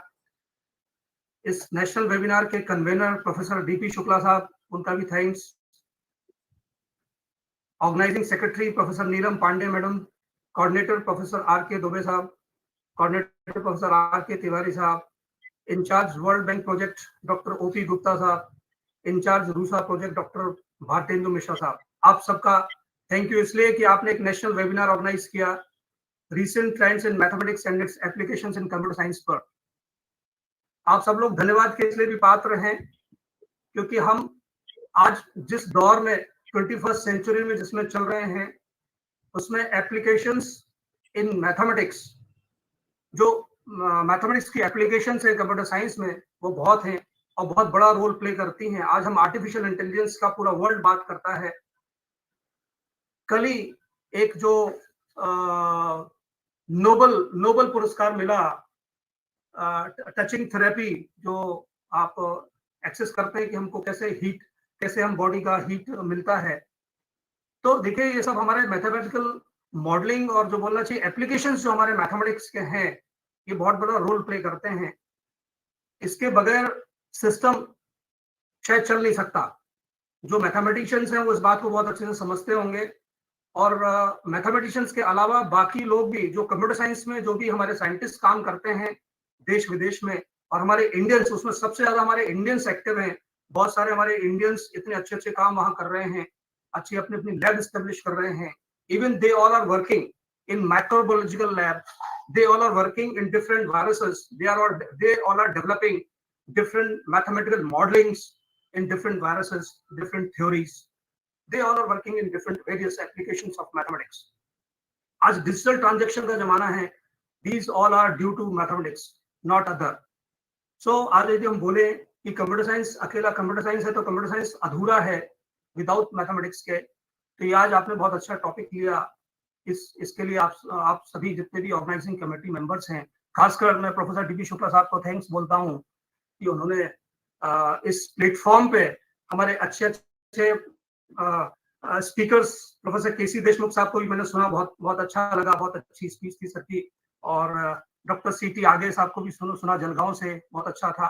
तो ये वेराइटी ऑफ वर्क एक प्लेटफॉर्म पे मिलना बहुत मुश्किल होता है, और सबको आपने इकट्ठा कर लिया। शुक्रिया, थैंक्स। जो हम रिसेंट ट्रेंड्स की बात जो कर रहे हैं, इस रिसेंट ट्रेंड्स ने, मैथमेटिक्स ने आज सब कुछ बदल कर रख दिया है, सब कुछ चेंज हो गया है। मीन्स 21st सेंचुरी में यदि हम कुछ नया जब तक नहीं करेंगे ना, तब तक कुछ बदलेगा नहीं। हम कुछ जो ओरिजिनल हमारी मैथमेटिक्स है, उस ओरिजिनल मैथमेटिक्स को नई लॉजिक से हमको जोड़ना होगा, हम नए तरीके से उसको हमें आगे बढ़ाना होगा, तभी हम एक आगे सिस्टम को आगे बढ़ा सकते हैं। जैसे कि आपने बहुत अच्छा देखा होगा, जो आरोग्य सेतु हमारा चल रहा था कोविड में, अभी जो चल रहा था, it is all due to with the help of artificial intelligence, which is, उसका जो बेस था वो पूरा मैथमेटिक्स था, जिस पर पूरा वर्ल्ड काम कर रहा था। आज हम मैनेजमेंट स्टूडेंट्स की बात करें, हम एप्लीकेशन की बात करें बेसिकली, कि जो हमारे एप्लीकेशंस कहाँ हैं। हम आज मार्केटिंग स्टूडेंट, मैनेजमेंट स्टूडेंट्स की बात करें, जब वो मार्केटिंग पर जाते हैं, एक नई स्ट्रेटजी को लगाते हैं, उसमें वो मैक्सिमम प्रॉफिट ऑप्ट करना चाहते हैं, मिनिमम इन्वेस्टमेंट पे करना चाहते हैं, जबकि वो क्वालिटी मेंटेन रखना चाहते हैं। It is all due to application parts. हम ऑटो इंडस्ट्री में चले जाएं, उनके R&D सेक्शन में चले जाएं, हम फजीनेस पे चले जाएं, फजी मैथमेटिक्स की जब हम बात करते हैं, these all are very good examples, good applications of mathematics। And ये सब जो पॉसिबल होता है, जैसे हम सप्लाई चेन मैनेजमेंट सिस्टम में काम करते हैं, they want to maintain the demand and supply. What is this? It is nothing but recent trends and its applications of mathematics. जब कोविड-19 चाइना में स्टार्ट हुआ तो आपने देखा होगा कि इंडिया में, हम इंडिया का एग्जाम ले लेते हैं, कि इंडिया ने 25 मार्च 2020 ऑनवर्ड्स कंप्लीट लॉकडाउन अनाउंस किया। थोड़ा सा मैं आउटलाइन देना चाहता हूँ एप्लीकेशंस का, फिर अपने टॉपिक पे आऊंगा। आपको supply selection and order allocation पर थोड़ा सा डिस्कशन करूंगा। हमारे स्टूडेंट्स भी होंगे, उनको मजा आएगा कि जब हम, ये मैं एग्जांपल ले रहा हूँ कि जैसे जब 25 मार्च 2020 ऑनवर्ड्स कंप्लीट लॉकडाउन अनाउंस हुआ, तो 4 बार लगातार लॉकडाउन हुआ। That is from exactly 25th March to 31st May 2020, that is total in all 68 days। इस बीच you had seen that government ने इनिशियली 30 days तो कंप्लीट लॉकडाउन किया, और उसके बाद धीरे धीरे फैक्ट्रीज, जो लोग रोज कमाते खाते थे, उनके सामने इस दौरान बहुत बड़ा प्रॉब्लम हुआ, क्योंकि कंप्लीट लॉकडाउन से वो कहाँ जाएंगे, क्या काम करेंगे। तो गवर्नमेंट आखिर ये कब तक रखती, कब तक प्रोडक्शन बंद करके रखती, तो सप्लाई को कैसे मेंटेन करें, तो और लोगों को खाने के लिए कैसे घर तक पहुंचाएं। इसलिए धीरे धीरे फिर उन्होंने एक एक स्टेप लेके फैक्ट्रीज को ओपन किया। यही तो हमारा रिसेंट ट्रेंड्स है। रिसेंट ट्रेंड, आज हमारे पास नई प्रोग्रामिंग है, जिसकी हेल्प से हम सेकंड्स में बड़े बड़े कैलकुलेशंस कर लेते हैं, फ्यूचर प्लानिंग्स कर लेते हैं। हम यहाँ बैठे बैठे अपने मेल्स ट्रांसफॉर्म कर देते हैं, हम यहाँ बैठे बैठे ट्रांजेक्शन्स कर देते हैं। हम कुछ नए डेवलपमेंट को एनक्रिप्शन और डिक्रिप्शन से, जो कंप्यूटर साइंस हमारा यूज कर एनक्रिप्ट करता है, डिक्रिप्ट करता है, पूरी हमारी मैथमेटिकल मैथोडोलॉजी से, पूरी लॉजिक से हम पूरे सिस्टम को यहाँ से वहां ट्रांसफर कर देते हैं। ये हमारा मैथ्स ही है कि जब वो, हमें आज बहुत जरूरत है कि हम अपनी मैथमेटिक्स को इंटर रिलेटेड करें। हम यदि सेल्फ में करेंगे तो हमारी रिसर्च को, हमारे रिसर्चर की रिसर्च को कोई नहीं पहचानेगा। हम किसी हद तक, हमारी रिसर्च काम की तब है जब हम अपनी रिसर्च को सोसाइटी को दे सकें, हम अपनी रिसर्च को समाज को दे सकें। यदि हमारा समाज हमारी रिसर्च से कुछ पा जाए, तभी हमारी मैथमेटिक्स की रिसर्च कामयाब होगी, और वो केवल तब होगी जहां हम इसको इंटर रिलेटेड करेंगे। हम उसको फार्मेसी से रिलेट करेंगे, हम उसको केमिस्ट्री से रिलेट करेंगे, हम उसको बायोसाइंस से करेंगे, हम उसको मेडिकल साइंस से करेंगे। आज देखिए, जो नए वैक्सीन है उनका डेवलपमेंट है, और उनका समय समय मैक्सिमम प्रोसेस से गुजरकर कंप्लीट होकर बाहर आना, और बाहर आकर के लोगों के बीच में डिस्ट्रीब्यूट होना, एक सप्लाई चेन मैनेजमेंट बनना, ये सब हमारी एक मैथमेटिकल कैलकुलेशन ही है जो लोगों को उस लेवल तक ले जाती है और ले जा करके लोगों को हेल्प करती है। सो आपने देखा भी होगा कि देयर आर नॉट, आप पूरे वर्ल्ड में आर नॉट की चर्चा होती रही। It is all nothing but it is a mathematics. कि आर नॉट जब <1 होता था तो कंट्री बोलने लगती थी कि कोविड का जो दौर है वो खत्म हो गया, और जब आर नॉट बढ़ता था तो सोसाइटी में ये बात आ जाती थी कि अब हमारा जो कोविड है वो बढ़ रहा है। तो हमारी जो रिसेंट ट्रेंड्स इन मैथमेटिक्स है वो बोलना चाहिए कि it will come in full swing when one will think logically. जब भी हम किसी रिसेंट ट्रेंड पर काम करते हैं तो हम सिस्टम को डेवलप केवल तब कर, always say that a vertical development of mathematical problems, तो mathematical problems का vertical development, we are having transcendental equations in which logarithmic functions, exponential functions and trigonometric functions were there. It means that while solving such equations, we know that all these functions are infinite functions, and while getting their roots we have to solve it numerically by different methods. So हमारे applications पूरे world में useful हैं, केवल हमें पहचानने की जरूरत है। हमारे भगवान हमारे पास में हैं, हम अपने साथ अपने भगवान को लेकर चलते हैं। हमें केवल जरूरत है कि हम लोगों को एक्सपोज करें, हम अपनी रिसर्च को लोगों के सामने लाएं, और हम उसको दबा कर ना रखें। हम उनको अपने पास, यदि हम सेफ्टी अपने लॉकर में हम अपनी रिसर्च को रख देंगे तो it is not at all useful to anybody. So मैं अपने टॉपिक पर आता हूँ, and that's my topic is an integrated approach for supply selection and order allocation. Sir voice आ रही सर? वॉइस शुक्ला साहब वॉइस आ रही सर? आ रही है सर, आप बहुत बढ़िया रही है। ओके आवाज आ रही सर, आवाज आ रही है। आ रही है sir. Thank you okay okay. So आज मैं डिस्कशन कर रहा हूँ sir an integrated approach for supplier selection and order location. ये छोटी सी एक प्रॉब्लम है, नॉर्मली इंडस्ट्रीज फेस करती हैं और बहुत सारी जो हमारी इवन गवर्नमेंट एजेंसीज भी हम लोग भी फेस करते हैं। हम लोग बहुत सारी कमिटीज में काम करते हैं कि जब हमें कुछ भी परचेस करना होता है तो उसके बहुत सारे बिडर्स आ जाते हैं, बिडिंग करते हैं, बहुत सारे सप्लायर्स आ जाते हैं कि सर हमको इसको खरीदना है, हम इसको इस तरीके से आपके यहाँ सेल करना चाहते हैं। तो हमारे पास बहुत सारे बाउंडेशंस होते हैं, हमारी लिमिटेशंस होती हैं, हमें क्वालिटी भी चाहिए होती है, हम एक सीधी लीनियर प्रोग्रामिंग हम काम भी करना चाहते हैं, हम ज्यादा झंझटें नहीं चाहते हैं। तो वो एक एलोकेशन है कि सप्लायर का हम सिलेक्शन आखिर करें कैसे, हम कैसे समझें कि ये वाला सप्लायर बहुत अच्छा है। तो उसके बहुत सारे वेरिएबल्स हो सकते हैं, उन वेरिएबल्स हम डिस्कशन करेंगे। Next slide. इसमें जो कुछ यूज किया है, कुछ इसमें इंट्रोडक्शन पार्ट है, कुछ इसका लिटरेचर का रिव्यू है, हमारे ऑब्जेक्टिव्स क्या हो सकते हैं और इसकी जो मेथोडोलॉजी है उस पर हमने डिस्कशन किया है, उसके लिमिटेशंस है। Basically this problem relate to जो भी बच्चे एमएससी के भी हमारे बच्चे हैं जो ऑपरेशंस रिसर्च पढ़ते हैं, जिसमें कि वो लीनियर प्रोग्रामिंग प्रॉब्लम पे काम करते हैं, उसमें ट्रांसपोर्टेशन पे काम करते हैं, असाइनमेंट प्रॉब्लम्स पे काम करते हैं, पर सीपीएल पे काम करते हैं, तो उनके लिए भी अच्छा यूजफुल है। It's a very interesting topic. देखिए इसमें जैसे supply chain management and supplier selection process have received considerable attention in the business management literature for managing effectively today's dynamic and global supply chain. Evaluation and selection of supplier is the fundamental aspect of supply chain management. To reduce purchase risk, to maximize overall value to the purchaser, and to build the closeness and long-term relationship, the supplier selection process has become one of the most important issue. हमें अच्छा भी चाहिए है, हम अच्छे supplier से supply कराना भी चाहते हैं, हम अच्छी क्वालिटी का प्रोडक्ट भी चाहते हैं, तो उसके साथ बहुत सारी टर्म्स एंड कंडीशन जुड़ी होती हैं, उन पर हमने डिस्कशन किया है। देखिए इसको आगे कुछ इसका लिटरेचर रिव्यू थोड़ा सा एक इसका आउटलाइन देना चाहता हूँ कि जैसे supply selection problems require the consideration of multiple objectives. बहुत सारे मल्टीपल ऑब्जेक्टिव्स हो सकते हैं and hence can be viewed as multi criteria decision making problem, that is MCDM problem. It had been given by Bhuta and Huck in 2002. And for supplier selection problem, many methods and procedures like simple weighing rating, AHP, that is analytical hierarchy process, game theory, neural networks, principal components analysis have been suggested in the literature.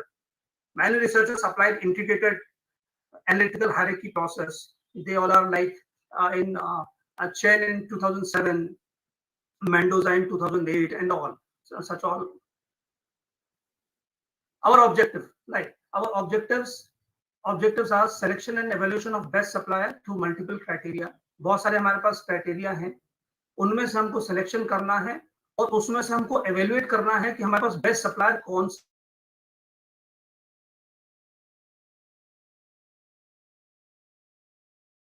कर पाए।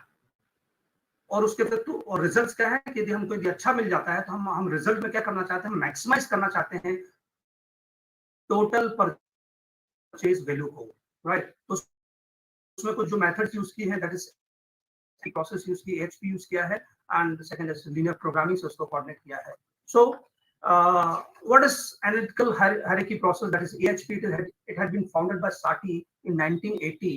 And it is a popular and widely used method for multi-criteria decision making. Some other methods are also there, but this method used by Satie, it is a very nice method, and it had given nearly very exact results. It allows the use of qualitative as well as quantitative criteria and evaluation. So, linear programming optimizing total purchase value. Our objective is to maximize total purchase value, and some constraints are there, like budget constraint and production demand constraint, supplier capacity constraint, and all. So next is analytical hierarchy theory. AHP, its theory is it divides a complex decision problem into a hierarchical system of decision elements. Its theory gives that we have to divide a complex problem into some parts. We have to break it in some parts, and step 1 is constructing hierarchical system. Step 2, making pairwise comparison. We will compare pair wise, and we will calculate its weight. We will test its consistency, how it is consistent or not. We will calculate the overall priorities की priorities हम किसको priorities दें for the decision alternatives, उस तरीके से करेंगे। तो जो supplier selection, suppose supplier selection है, मान लेते हैं कि हम अभी फिलहाल 3 वेरिएबल यूज करते हैं, मान लीजिए कि हम 3 सप्लायर को यूज करते हैं, हमारे पास सप्लायर जो अल्टरनेटिव है वो S1 है और S2 है और S3 है, लेकिन हम कैसे शो करें कि हम S1 को ज्यादा सप्लाई के चांस दे दें। सपोज करें कि मान लो हम किसी तरीके से हमने ये इस पे आ गए कि S1 भी हमारा सप्लायर है, S2 सप्लायर और S3 सप्लायर है, but how do we come to know that S1 को हम ज्यादा दे दें, S3 को थोड़ा कम दें और S2 को और कम दें एंड सो ऑन। तो उस पर जो हमारे डायमेंशंस हैं, वो डायमेंशन या डायमेंशन बहुत सारे हो सकते हैं। हमने यहाँ पे इस पेपर में हमने जो डायमेंशन लिया, हमने कॉस्ट एक डायमेंशन लिया है कि हम कॉस्ट वाइज उस सप्लायर को कॉस्ट वाइज हम देखें, उस सप्लायर की हम क्वालिटी भी देखें, उस सप्लायर की हम डिलीवरी भी देखें, मतलब उस सप्लायर की हम सर्विसेज देखें कि सर्विसेज प्रॉम्प्ट है कि नहीं है, उसका फाइनेंशियल स्टेटस भी देखें। कहीं ऐसा तो नहीं कि हम सप्लाई का हम उसको ऑर्डर करें और वो हमसे वो इनिशियली हमको प्रोसेस में लगा जाए और फिर भाग जाए। और उसके जो कुछ क्राइटेरिया है, वो कॉस्ट का क्राइटेरिया, जैसे प्रोडक्ट प्राइस से हम उसको रिलेट कर सकते हैं, क्वालिटी का कि डिफेक्ट और स्टेप रेशियो उसका कैसा है, डिलीवरी मतलब कहीं वो टाइम में डिले तो नहीं करता है, सर्विसेज रिस्पॉन्स टू चेंज मतलब सर्विसेज प्रॉम्प्ट है कि नहीं है, और जो financial status means cash flow, उससे अपना सेंस है। तो हम यहाँ पर 3 अभी फिलहाल लेते हैं, S1, S2 and S3, 3 supply करते हैं। अब देखिए रैंकिंग ऑफ क्राइटेरिया, हम क्राइटेरिया को रैंक कैसे करें, क्राइटेरिया को हम रैंक कैसे करें। तो उसका एक नॉर्मली इट्स अ मेथड, जैसे कि अपन एक नॉर्मल मेथड है ये, तो इसका पेयर वाइज कंपैरिजन है। These are made with the grading ranging from 1 to 9, चूंकि हमारे पास डिजिट 1 to 9 है, तो उसमें हमने कुछ आगे हम ये टेबल में दिखा रहे हैं कि कैसे उसको कंपेयर किया है। अब basic but very reasonable assumptions for comparing alternative, जैसे हम मान सकते हैं कि यदि attribute A, if attribute A is absolutely more important than attribute B and is rated at 9, suppose हमने उसको यदि A is more important than attribute B और उसको हमने 9 रेट किया है, तो बट ऑब्वियस जो B होगा वो 1/9 हम उसको रेट कर देंगे रिवर्स। किसी को यदि हमने 8 रेट किया, 8 हम यदि कंपेयर A और B के बीच में कर रहे हैं और A को यदि हमने 8 कर दिया तो B ऑटोमेटिकली 1/8 हो जाएगा। इस तरीके से कंप्यूटर स्टेटमेंट्स देकर के हमने इसको सॉल्व किया है। And these pairwise comparisons are carried out for all factors to be considered, जितने भी फैक्टर्स हमने लिए हैं, और usually not more than 7 ऐसा मेंशन किया है, but you can use from 1 to 9 also. I had taken till 9. So ranking scale for criteria alternatives, ये ऐसे कुछ देखिए जितने हमें ऑड नंबर्स हैं, ये ऑड नंबर्स है 1, 3, 5, 7 एंड 9, है ना। इनकी हमने जो कंपैरेटिव क्राइटेरिया जो रैंकिंग स्केल बना रखे हैं, और जो इवन नंबर क्राइटेरिया है वो इक्विवेलेंसी के लिए दे रखे हैं, मतलब 2, 4, 6, 8 की इंटरमीडिएट वैल्यूज हैं। जब हमारा कंप्रोमाइज हो तो हम उसको 2, 4, 6 उसके बेस के बेसिस पे ले लेंगे। इस तरीके से ये थोड़ा जो रैंकिंग क्राइटेरिया इसका यूज करेंगे। देखिए नेक्स्ट वाले टेबल पे जैसे ये देखें कि इसमें सी है to find the ranking of priorities, कैसे namely the eigen vectors x। तो उसका जो पहला स्टेप है वो कैसे करते हैं कि we will normalize the column entries by dividing each entry by the sum of the column. कैसे देखें, हम मैट्रिक्स ए को देखते हैं। मैट्रिक्स ए में हम यदि फर्स्ट रो को देखें, फर्स्ट रो चूंकि हमने 5 उसके क्राइटेरिया लिए हैं, that is cost, quality, delivery, services and financial status. पिछली वाली स्लाइड में मैंने दिखाया है आपको, ये देखें कहाँ है, ये है। देखिए जो डायमेंशन हमारे कौन कौन से हैं, कॉस्ट है, क्वालिटी है, डिलीवरी है, सर्विसेज है और फाइनेंशियल स्टेटस है। इसी को वहां देखें अपन, इसमें देखें first column is for cost, second column is for quality, third column is for delivery, fourth column is for services, and fifth column is for financial status. Similarly, first row is for cost, second row is for quality, third row is for delivery, and fourth is for services, and fifth is for financial status. Now see, जो पहला element हमारा हमको 1 दिख रहा है, here cost is compared with cost, so it is 1. Cost is compared with cost, so it is 1. And second, when row wise this cost is when compared with quality, तो quality कुछ higher priority है, priority तो उसको हमने 2 दिया। फिर उसके बाद में जब cost को relate किया delivery से तो उसको हमने 5 दिया and so on। और फिर जब first row आपका 1, 2, 5, 6, 4 है, तो इसको जब हम first row को जब हम first column के एलिमेंट लेंगे तो यहाँ पर जो आ जाएगा 0.5, how it will come 0.5, 1/2, 1/2, 0.5, 1/5, 0.2, 1/6, 0.17, 1/4, 0.25 and so on। इसी तरीके से हम सेकंड रो के एलिमेंट को करेंगे तो सेकंड रो से हमारा सेकंड कॉलम, थर्ड रो से थर्ड कॉलम, फोर्थ रो से फोर्थ कॉलम, फिफ्थ रो से फिफ्थ एंड सो ऑन। तो देखिए आपको डायगोनली आपको 1 1 1 1 में मिलता चला जा रहा है, क्योंकि कॉस्ट यहाँ पर इनिशियली कॉस्ट से कंपेयर हो रहा है। फिर सेकंड देखें, सेकंड जो हमारा क्वालिटी था, क्वालिटी से कंपेयर हो रहा, तो कंप्रोमाइज। थर्ड आपका क्या दिख रहा है, डिलीवरी से कंपेयर एंड सो ऑन।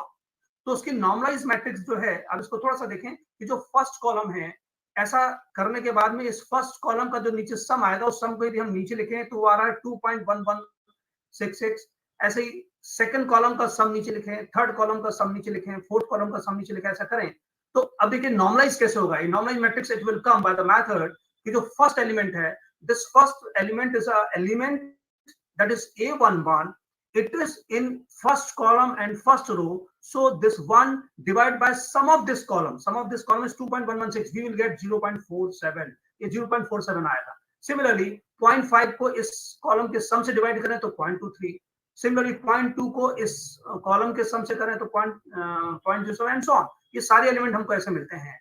और इसके बाद इन सब का यदि हम एवरेज निकालें, देखिए ऊपर लिखा है ना, take the overall row average, first row का यदि हम एवरेज निकालें तो this plus this plus this plus this plus this is equals to जो वैल्यू आती है नियर अबाउट अप्रॉक्सिमेटली 2.1 समथिंग आती है, divide by number of elements कितने हैं जो हमने कॉस्ट लिया, क्वालिटी लिया, डिलीवरी लिया, सर्विसेज लिया और जो फाइनेंशियल स्टेटस लिया, टोटल 5 है तो will divide by 5।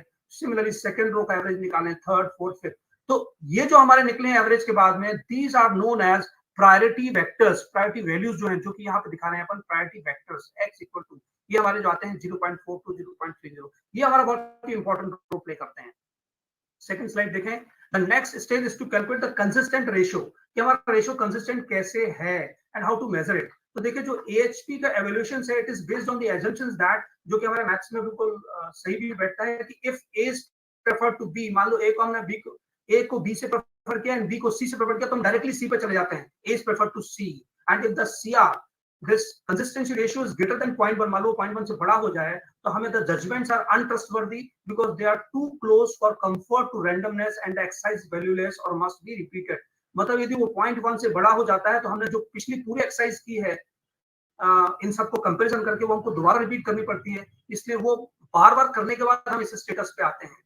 Next slide पे देखिए, द नेक्स्ट स्टेज जो है, it is to calculate the lambda max, जो हम x is equal to lambda max निकालते हैं। तो देखिए पिछले वाले पार्ट में हमने प्रायोरिटी वेक्टर्स निकाले, प्रायोरिटी वेक्टर्स इसमें निकाले आपने, देखिए ये प्रायोरिटी वेक्टर इस स्लाइड में, ये प्रायोरिटी वेक्टर्स निकाले, ये है आपके 0.42। तो नॉर्मली जो हम लैम्डा मैक्स निकालेंगे वहां पे, वो लैम्डा मैक्स कैसे निकालेंगे, सी इस फर्स्ट वाले कॉलम का सम, ये चूंकि ये फर्स्ट वाले कॉलम का सम, फर्स्ट कॉलम के ऊपर कॉस्ट लिखा है, this column sum that is for cost into priority vector of cost that is 0.42 plus इस सेकंड वाले कॉलम का sum into this second value 0.30 plus and so on. जब हम उसको सम करेंगे सो वी विल गेट, ये देखें ये जो मिल रहा है, दिस विल लैम्डा मैक्स, ये लैम्डा मैक्स आपको मिलता है 5.336, ये जो मिलता है। अब देखिए इसमें जो कंसिस्टेंट इंडेक्स है CI, कैसे फाउंड करें, जो हमारा लैम्डा मैक्स निकल रहा है, वो जो लैम्डा मैक्स निकल रहा है, लैम्डा मैक्स माइनस n का नंबर ऑफ एलिमेंट्स हमने 5 ले रखे हैं, जो हमने 5 लिए हुए हैं, तो lambda max minus 5 divide by n minus 1, that is what the formula. तो हमारे पास आता है 0.084, where n is the number of elements present in each matrix. तो हमारे 5 मैट्रिक्स हैं, तो here we are getting 0.084। So now अब देखें कि ये जो हमारा पार्ट है कंसिस्टेंट है कि नहीं। सो देखें जो कंसिस्टेंस रेशियो है, जो एक जैसे आप लॉगरिथमिक टेबल होती है, ऐसी जो हमारी स्टैटिस्टिक्स बुक में है, वो हमारे पास order of the random matrix देकर रखी है कि जो अपर रो है, ऑर्डर है कि जैसे हम कितने लेते हैं, एलिमेंट्स लेते हैं, हमारे पास चूंकि हमने 5 एलिमेंट यहाँ ले रखे हैं, 5, तो 5 एलिमेंट जो ले रखे हैं, तो उस रैंडम मैट्रिक्स में जो हमारी लोअर रो है वो दिखाती है करस्पॉन्डिंग इंडेक्स ऑफ कंसिस्टेंसी, मतलब उसकी यदि 5 है तो उसकी कंसिस्टेंसी कितनी है, 1.12। इट इज गिवन, ये ऑलरेडी साइंटिफिकली कैलकुलेटेड है, इसलिए स्टैटिस्टिक्स बुक से हम उसको उठाते हैं। So each of the numbers in this table is the average of CIs derived from a sample of randomly selected reciprocal matrices of AHP method. So in the above example, जो CR a consistent ratio है, that is equal to CI upon 1.11, 1.12. How it will come 1.12? तो चूंकि 5 element हैं, तो उसके नीचे हमारा जो आपका इंडेक्स है वो कितना है, 1.12 है, तो 1.12 आया। CI आपने जस्ट इसके पहले वाली पुरानी स्लाइड पे निकाला, वो CI आप निकाल चुके हैं, this is CI is 0.084, ये CI है। जैसे डिवाइड किया तो I am getting 0.075। This 0.075 is less than 0.1, तो हम बोल सकते हैं कि इट इज कंसिस्टेंट। तो ये एक बार में नहीं आया, इसके लिए मतलब रेंडमली बार बार प्रैक्टिस करनी पड़ी, पीछे के मैट्रिक्स को चेंज करना पड़ा, तब जाकर ये कंसिस्टेंट हुआ। तो नाउ अब इफ इट इज कंसिस्टेंट, तो देखें अपन, यदि ये कंसिस्टेंट है तो फिर अब हम देखें, हमने चूंकि 5 पार्ट ले रखे थे, cost, quality, delivery, services, financial status, तो इस तरीके से पूरा, फिर अगेन कॉस्ट के लिए इंडिविजुअली, अब हमारे पास सप्लायर से देखिए, S1 supplier for first row, S2 for second, S3 for third, ऐसी कॉलम 1 आपका S1, कॉलम 2 S2, S3, ऐसे करते हम नॉर्मलाइज मैट्रिक्स निकालेंगे और उनका फिर वेट निकालेंगे, 0.674, 0.2 and so on. So cost के लिए सिमिलरली, फॉर क्वालिटी के लिए similarly, for delivery similarly, for services and financial status हम कैलकुलेट करेंगे। और कैलकुलेट करने के बाद जब हम आगे आते हैं तो weights of each supplier under each decision alternatives are multiplied by this criterion. कैसे देखें, क्योंकि सप्लायर हमारे पास S1, S2, S3 हैं और हमारे पास टोटल जो हमारे पास जो हमने फंडामेंटल्स रखे वो फाइनेंशियल स्टेटस है, तो ये जो हमारे S1 है ये हमारे कैलकुलेट होंगे, S2 होंगे और S3 होंगे। तो ये S1 कैसे आएगा, देखिए हमारे पास जो प्रायोरिटी वेक्टर्स है और जो प्रायोरिटी वेक्टर्स देके रखा है, देखें पीछे आए अपन, इसके जस्ट सेकंड, इसके अपर स्लाइड पे सी 1 मिनट हियर, ये देखें जैसे कॉस्ट है, कॉस्ट का वेट 0.674 है, फिर 0.229 है, फिर 0.122 है। तो हम कॉस्ट का इनिशियल पीछे वाली स्लाइड में देखें तो कॉस्ट का प्रायोरिटी वेक्टर जो था वो हमारा था 0.42, तो इस पूरे को 0.674 into 0.42, similarly 0.229 into 0.42 and so on जब करेंगे तो हमको देखिए नेक्स्ट स्लाइड पे जो मिल रहा है, ये फर्स्ट कॉलम के कॉस्ट की सारी वैल्यू 0.27, 0.09, 0.0 इस तरीके से मिलेंगे। सिमिलरली हम क्वालिटी के लिए करेंगे, डिलीवरी के लिए करेंगे एंड सो ऑन। और इन सबको जब इन सब का हम सम निकालेंगे, फर्स्ट रो का सम निकालेंगे, तो जब हमारे पास समेशन आएगा दैट इज 1 इक्वल टू 0.6166, तो S1 का इतना आया, S2 का ये लास्ट वाला कॉलम 0.2718 दिखा रहा है, S3 का 0.1092 दिखा रहा है। तो इसमें हम देखें कि सबसे हाईएस्ट स्कोर S1 का है, फिर उसके बाद S2 का दिख रहा है, फिर उसके बाद S3 का दिख रहा है। तो हम यदि देखें कि the normalized weights for the supplier are as follows, S1 for 0.61, S2 for 0.27, S3 for this one. तो इस तरीके से हमने कैलकुलेट किया। तो देखिए जो आप लीनियर प्रोग्रामिंग प्रॉब्लम में ये जो ऑब्जेक्टिव फंक्शन को डिजाइन जो आपको ऑलरेडी करा हुआ मिलता है, आप सॉल्व करते हैं, पर यहाँ कैसे करते हैं, टोटल परचेस वैल्यू के लिए ये आ गया। देखिए फॉर एग्जांपल यदि हमारा मैक्सिमम तो टोटल परचेस वैल्यू के लिए देखें, सो यहाँ देखिए this is for S1 0.6166 into X1 plus second S2 वाला 0.2712 into X2 plus third this one into X3 subject to the conditions. ये देखें जो आपका 8000 है टोटल डिमांड है हमारी, कि हमारा यदि हम तीनों को ऐड करते हैं तो या तो 8000 के बराबर हम खर्च कर सकते हैं या उससे कम कर सकते हैं। सिमिलरली जो हमारा टोटल बजट है वो 75000 का है। तो इस तरीके से हम प्रॉब्लम को ये फॉर्मुलेट कर लेते हैं, और इसको जो हम नॉर्मली हम यदि लिंडो मेथड से इसको सॉल्व करेंगे तो we will get easily, we will get answer. और उसको जब सॉल्व होगा ये x1 equal to 2500, x2 2000, x3 equal 3500 and so on. इसको जब हम रख देंगे, पुट अप करेंगे तो we will get total answer 2467। इस तरीके से हम सॉल्व कर सकते हैं। तो इनका जो इनिशियल हमारा सबसे इनिशियल वर्किंग इस पर है कि हम S1 को कैसे सिलेक्ट करें, S2 को कैसे सिलेक्ट करें, S3 को कितना सप्लाई का पार्ट दें। This is what the important, तब हमारे जाकर के ये प्रॉब्लम इजीली सॉल्व हो सकती है। तो this is what the selection process, ये एक तरीका है। और इसलिए मैंने आपको ये बताया कि how it will be process.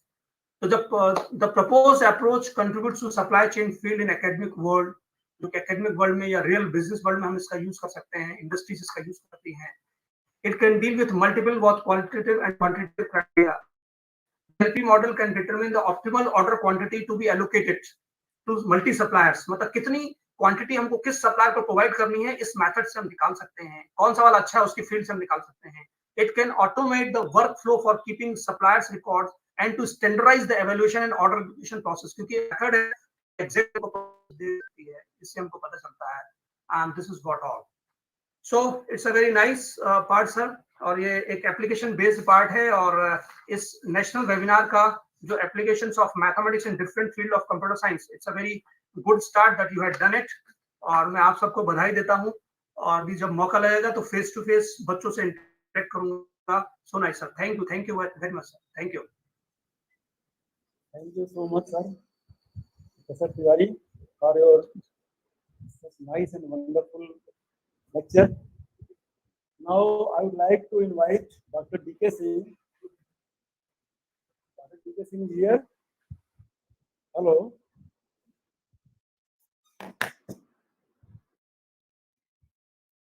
DK Singh है ऑनलाइन. हेलो. हेलो सर, नमस्कार सर. नमस्कार नमस्कार sir. Ready deliver lecture. Yes, yes, sir. Okay, thank you very much, sir. Now sir, you can start your lecture. This is great pleasure on this occasion for me to deliver a lecture on national webinar on recent trends in mathematics and its application in computer science, organized by Department of Mathematics, Computer Science, sponsored by Department of Higher Education, RUSA, World Bank, in Government Model Science College, Riva. And this college is accredited A grade by NICE. Respected and honorable patrons, Sir Dr. Pankaj Srivastava sir, who has supported this webinar, who is Principal Government Model Science College, Riva, and AD, Additional Director, Department of Higher Education, Riva and Sardor Division, and Organizing Secretary, Honorable Organizing Secretary, Dr. Neelam Pandey, Madam, Convener, Dr. D.P. Shukla, Sirji, Head of Mathematics Department, Government Model Science College, and coordinator also Dr. R.K. Tiwari sir and Dr. R.K. Dhruve sir.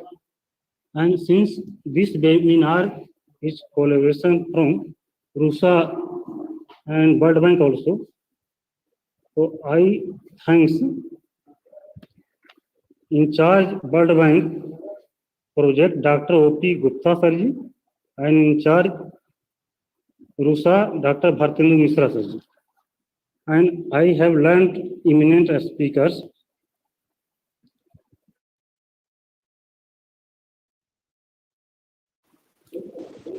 Explained metric space, and Dr. K.C. Deshmukh, Professor Department of Maths, RTM, Nagpur University, Maharashtra. His topic was very good, thermoelastic problems. And I also thank sir, Dr. Sandeep Tiwari sir.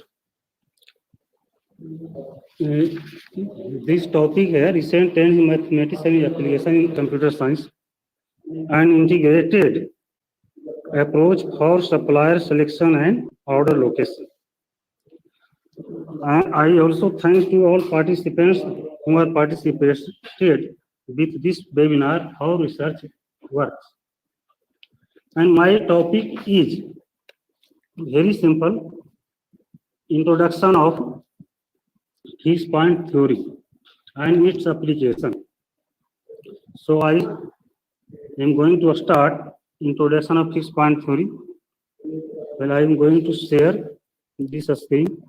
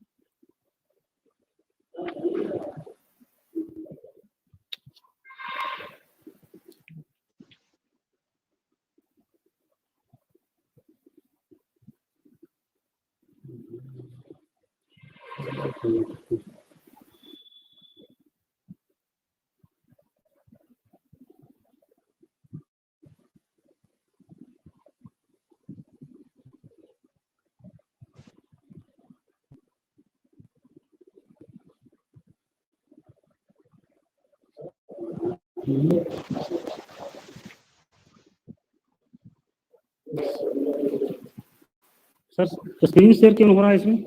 Rawat sir थोड़ा सा देखिए।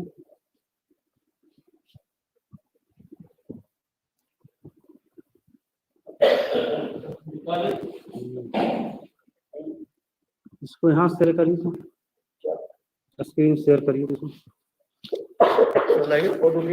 हाँ, ये जो है screen share यहाँ से करना है। डेस्कटॉप स्क्रीन से क्या हो रहा है? शेयर स्क्रीन स्टार्ट शेयरिंग हो गया, फिर स्टार्ट नाउ। यहाँ से आना है इससे फाइल मैनेजर,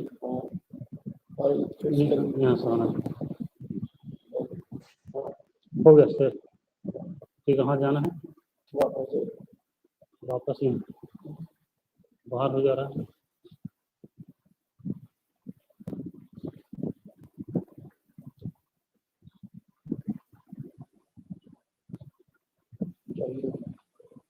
कहाँ पे? इसमें गूगल मीट में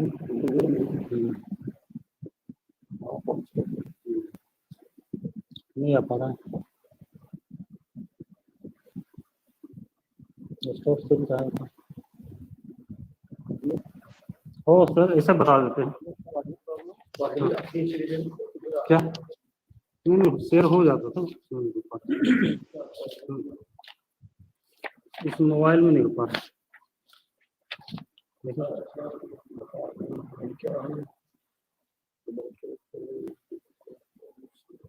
शेयर स्क्रीन स्टार्ट शेयर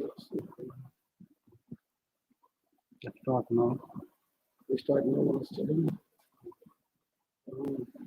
यहाँ है फाइल मैनेजर में।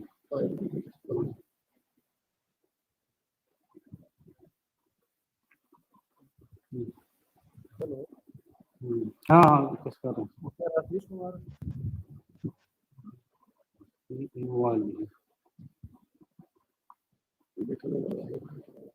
सर इसमें केवल एक ही पेज है जो आप प्रेजेंट कर रहे हैं, उसमें केवल एक ही पेज है फाइल में। जी केवल एक ही पेज है सर? हाँ सर फाइल केवल एक। हाँ भी सर, हाँ भी ठीक है। कितने पेज है इसमें? हाँ 16 पेज है सर, ठीक है। अच्छा दिख रहा है सर? अभी सर लेकिन 11th पेज है आपका, स्टार्टिंग से 1 पेज। हाँ ठीक। अच्छा यहाँ समझ नहीं आ रहा था। हाँ सर अभी ठीक है, फर्स्ट पेज है आपका। अभी हाँ ये फर्स्ट पेज है। Sir kindly go ahead. Okay sir. This is the basic concept of fixed point theory. Fixed point theory is a developing branch of mathematics related with function analysis and topology. And fixed point theorems are used in existence of theory of differential equation, integral equation, partial differential equation, random differential equation in or other related area of mathematical field. Their first theorem is Brouwer theorem. Let's see the unit ball in Rn and T such that C to C be a continuous mapping, then T has a fixed point in C. C is here unit ball in Rn, whose radius is 1. The particular case of this theorem on the real line can be stated in the following way. Let T such that 0, 1 to 0, 1. Where domain and codomain is same here, be continuous function, then T has a fixed point by Brouwer theorem. The next page, here convergence sequence. We all know convergence sequence, but here definition is given. There be a metric space. A sequence Xn is a metric space. X is said to be convergent if there is an X such that for each epsilon greater than 0, there exists a positive integer n. N is equal to n epsilon here given. It means n depends upon epsilon such that for all n greater equal to n, dxn x less than epsilon. This implies we can write dxn x is equal to 0 and the point S is called the limit of xn, and we write limit xn is equal to s, or simply we can say xn tends to s. If sequence x is not convergent, then it is said to be divergent. A convergent sequence in x is bounded and its limits in. Then other definition is x be a metric space and T such that s tends to x. Then T is said to be Lipschitz class if there exists a real number k. K must be greater than 0 such that b Tx Ty less equal to k dxy.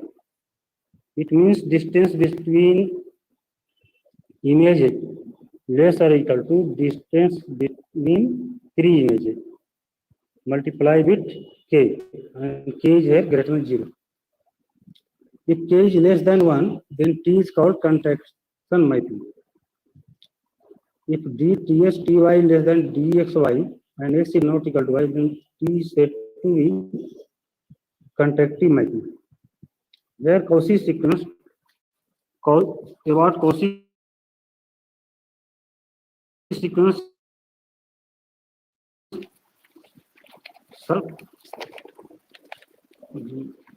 Dr. C.T. Agish have also described Cauchy sequence, convergence sequence.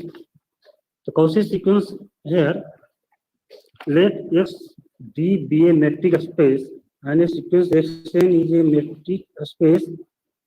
X is said to be Cauchy sequence if for every epsilon greater than 0 there exists an n is equal to n epsilon such that dxm xn less than epsilon. Here condition of m and n is given. Mn must be greater equal to n. N is any large number. And complete metric space here.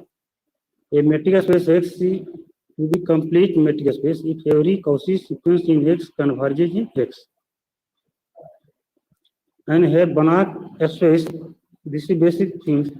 A complete non-linear space is said to be a Banach space, that is non-linear space which is complete, and the metric space generated by norm is called a Banach space. And convex set here, a subset A of norm space X is said to be convex if xy belongs to A and lambda is plus 1 minus lambda y belongs to A. Where lambda belongs to 0, if we can take lambda greater equal to 1, so this definition is not applicable.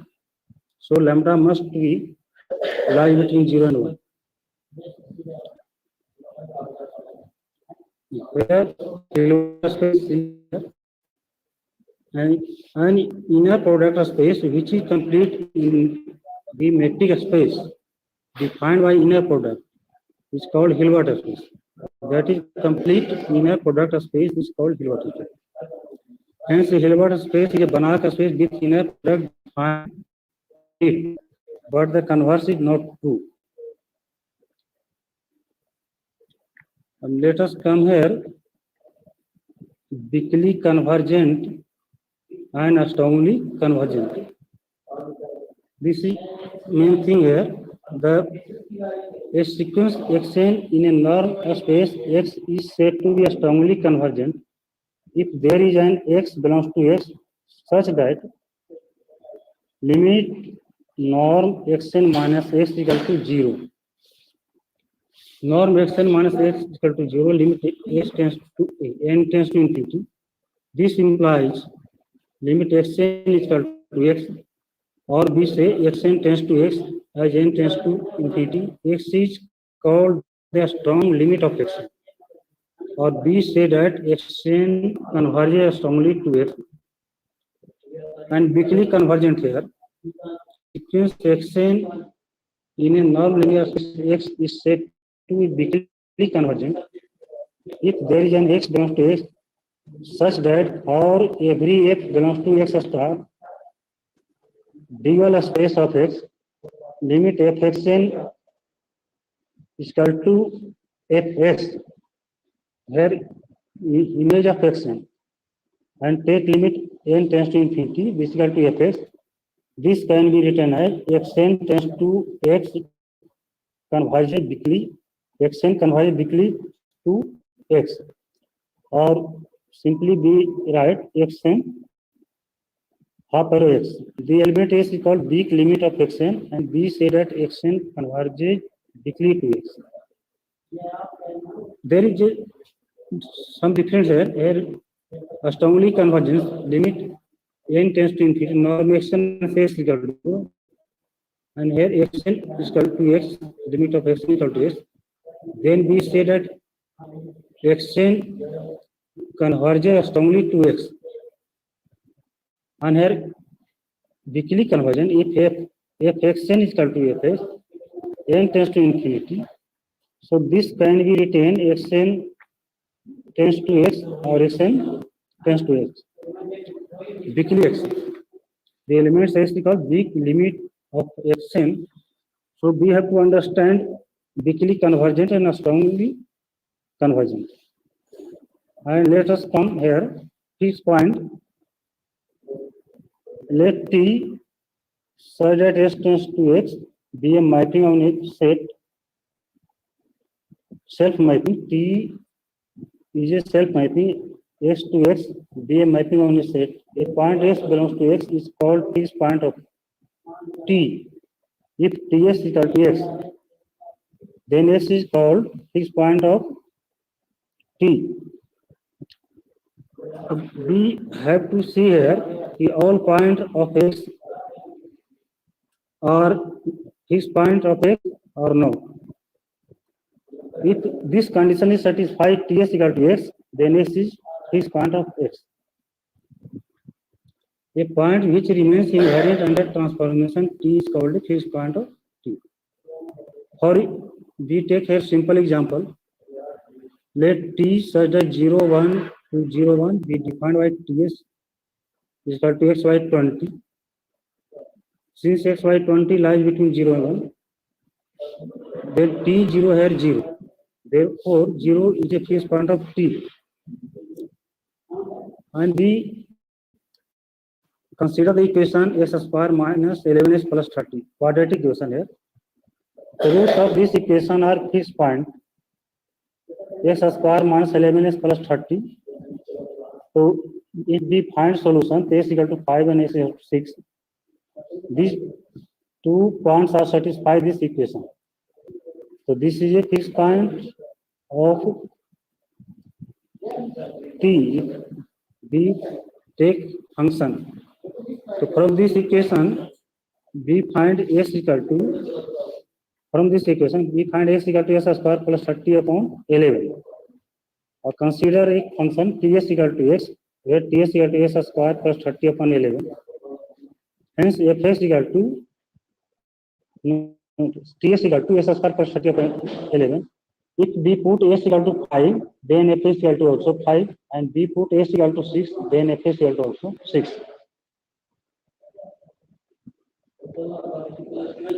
A Banach contraction principle, X be a complete material space and T such as tends to X is a contraction mapping, then T is a unity point. This is theorem here, the Scorer theorem, compact mapping theorem. Here, non-expansive mapping and quasi non-expansive mapping. So non-expansive mapping, this is a type of mapping. Let X be a Banach space and T such that X to X be a mapping, then T is said to be non-expansive mapping.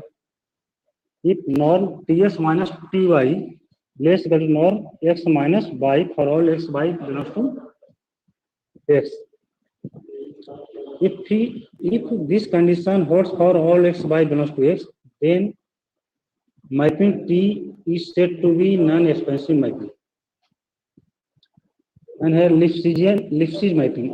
A mapping T such that X tends to X, where X is a Banach space, is said to belongs to Lipschitz class if there exists a constant L greater than 0 such that norm Ts minus Ty less equal to L norm X minus Y. If L less than 1, then T is said to contraction mapping. If L is equal to 1, then T is said to non-expansive mapping. And here quasi non-expansive mapping. A mapping T such as S tends to S is called quasi non-expansive, provided T has at least one fixed point in X. If P belongs to Ft, Ft means set of fixed points, then norm Ts minus P less equal to norm X minus P holds for all X. If norm Ts minus P less equal to norm X minus P, then T is called quasi non-expansive mapping. An example is given here. Every non-expansive mapping is a quasi non-expansive mapping, but not conversely. Example of a quasi non-expansive mapping, but not non-expansive mapping here. The mapping T such that R2 are defined by Ts equal to X by 3 sin 1 upon X.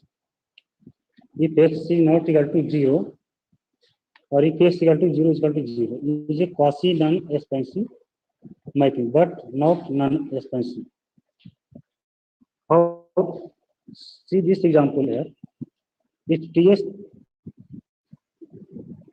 is not equal to S, for any S is not equal to. Since if Ts equal to X, Ts is here given 1x by 3 sin 1 upon X. So this is equal to X, and X will be cancelled here. Sin 1 by X is equal to 3x upon X is equal to 3. So value of sin 1 by X is equal to 3. So value of sin, since we know that value of sin X lies between 0 and 1. So here this is impossible, which is impossible. So T0 is equal to 0. Therefore 0 belongs to Ft. P is a quasi non-expansive mapping since for S belongs to R. We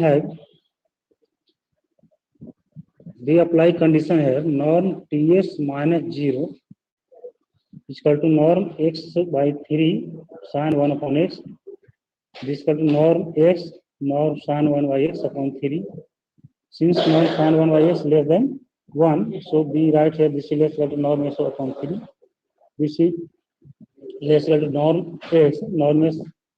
This can be written as norm S minus 0, but T is not non-expansive mapping.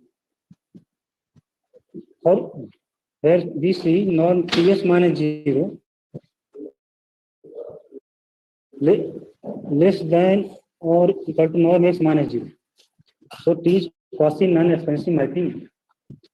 If x1 equal to 2, but T is not non-expansive mapping. For this, we put here, we can choose x1 is equal to 2 upon 7 pi, s2 is equal to 2 upon 9 pi. So mode x1 minus s2, 2 upon 7 pi minus 2 upon 9 pi, this is equal to 2 upon pi, and finally we get here 4 upon 33. And now ts1 minus now ts2. We put here value ts1 x1 by 3 sin 1 by x1 minus s2 by 3 sin 1 by x2. And we write here 1 by 3 2 upon 7 5 sin 7 pi by 2. We put here value of x1 and s2, and here 2 by 3 pi 1 by 7 sin 7 pi by 2. This can be written as sin 4 pi minus pi by 2, and 1 by 9 sin 4 pi plus pi by 2. Since here sin 4 pi minus pi by 2, this is equal to minus sin pi by 2. So sin pi by 2 is equal to 1. So this is equal to 2 by 3 pi minus 1 by 7 minus 1 by 9. So 2 by 3 pi 1 by 7 plus 1 by 9. So finally this result is 2 by 3 pi 16 upon 63, and it 32 upon 3 into 63 pi. So this can be written, this is greater equal to 4 by 63 pi, this equal to mod x1 minus s2. So here the proof here, norm mod tx1 minus ts2 greater than mod x1 minus s2. So it is a non-expansive mapping. Or here asymptotically non-expansive mapping, this definition, there are so many definitions here. Rawat sir ji दूसरा share करने के लिए इसी में बैठ जाए तो बैठ जाइए यहाँ से ये वाला पॉइंट कौन सा करा लो उसको 30 पॉइंट ये यहाँ से अच्छा नहीं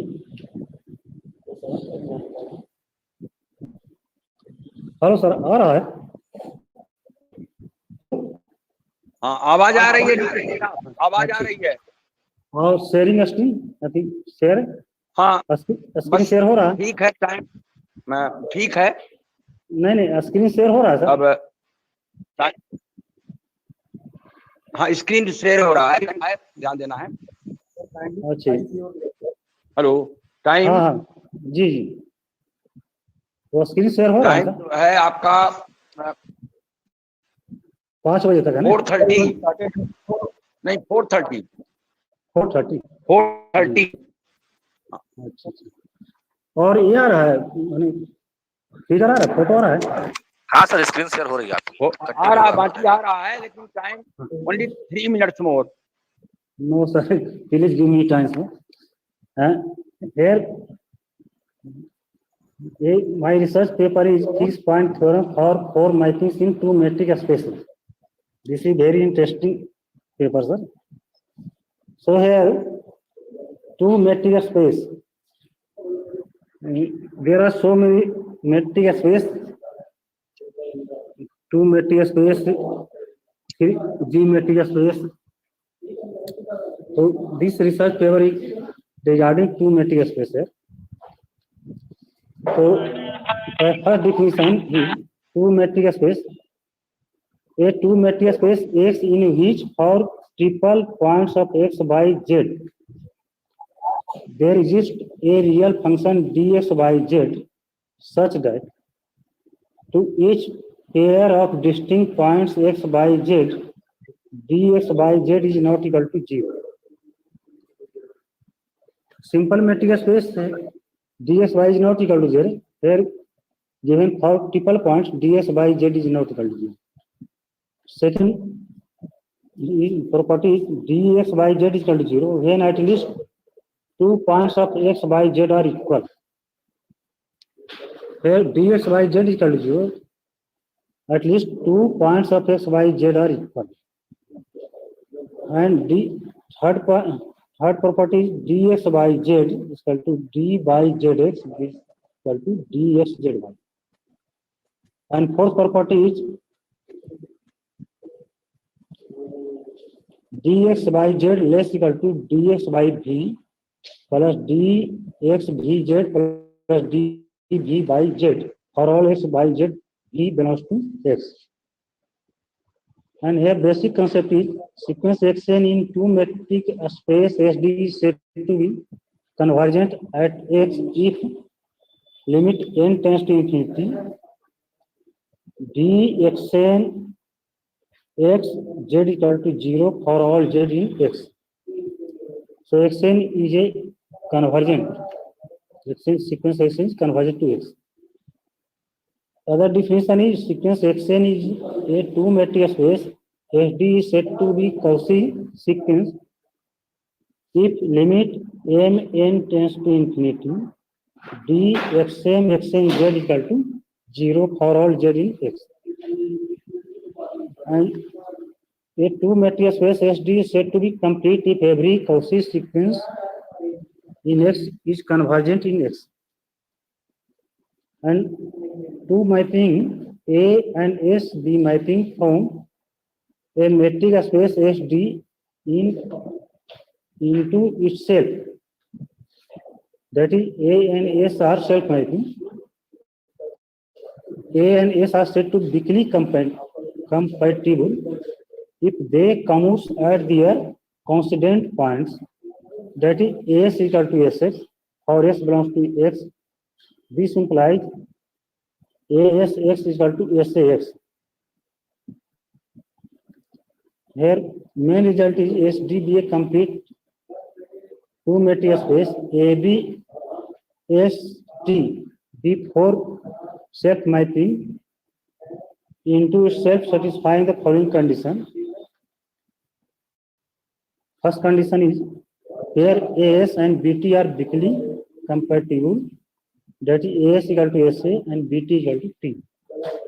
And second condition is BASX, BTY A less equal to C maximum DX by A DX ASX A D by BT by A DX BT by A or all S by Z belongs to A.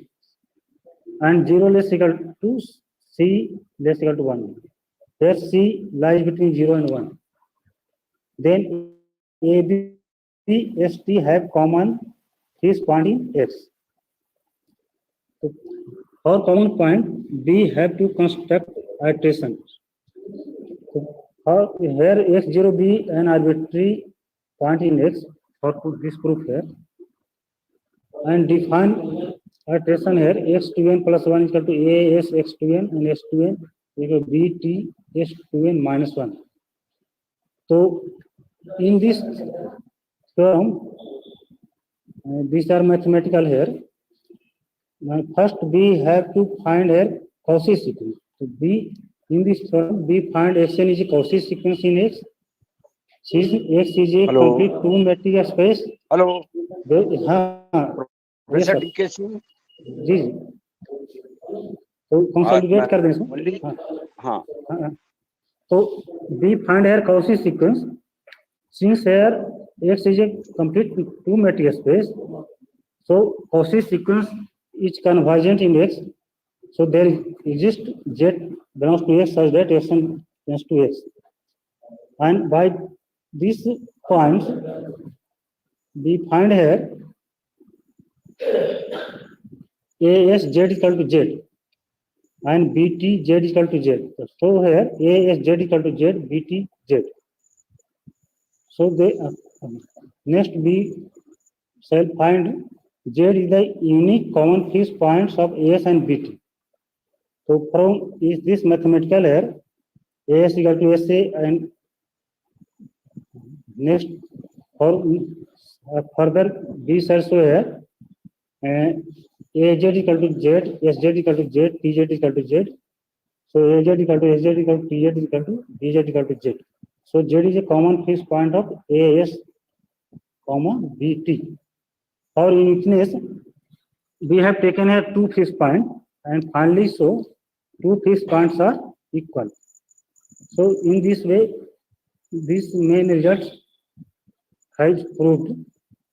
And at last, sir, thank you very much, sir, and thank you all organizer and participants also. Thank you, sir, for giving chance. Thank you so much, Dr. DK Singh, sir.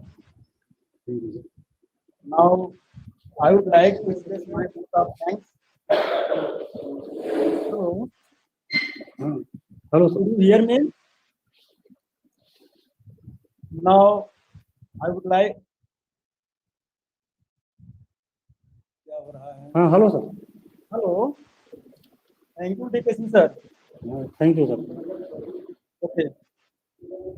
Now, I would like to express my vote of thanks to all our resource persons who delivered such nice and wonderful talk in today's national webinar. I am also thankful to our principal, Honorable Dr. P.K. Srivastava, sir, all our college staff, colleagues, and students who have participated in virtual webinar. Share होता है Hello. So, thank you all, and we wish to see you tomorrow in second session. DP Shukla sir. Hello. हाँ hello sir आप खत्म किया जाए कल के लिए. मैडम बोलेंगी ना, मैडम से बोल दीजिए, मैडम पांडे से अच्छा. वही से बोल दीजिए. Our hello. Now I am going to invite. कहाँ चला गया? एक second. Our organizing secretary, Professor Neelam Pandey, to just express her vote of thanks.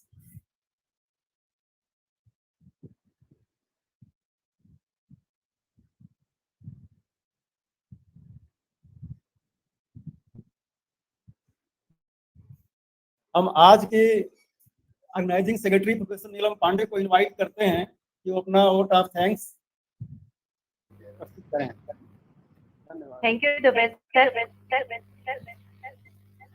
On the behalf of Department of Mathematics and Computer Science, Government Science College, Riva, I take the opportunity to propose vote of thanks to those who have directly and indirectly contributed to this seminar on recent trends in mathematics and its application in computer science, organized by Government Science College, Riva.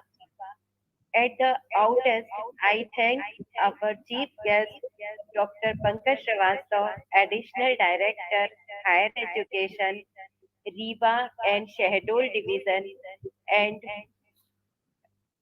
Principal of our Science College, Riva, for his enthusiastic support. I would like to thank our speakers, Professor C.P. Aghe, Professor K.C. Deshmukh, Professor Sandeep Kumar Tiwari, and Professor D.K. Singh.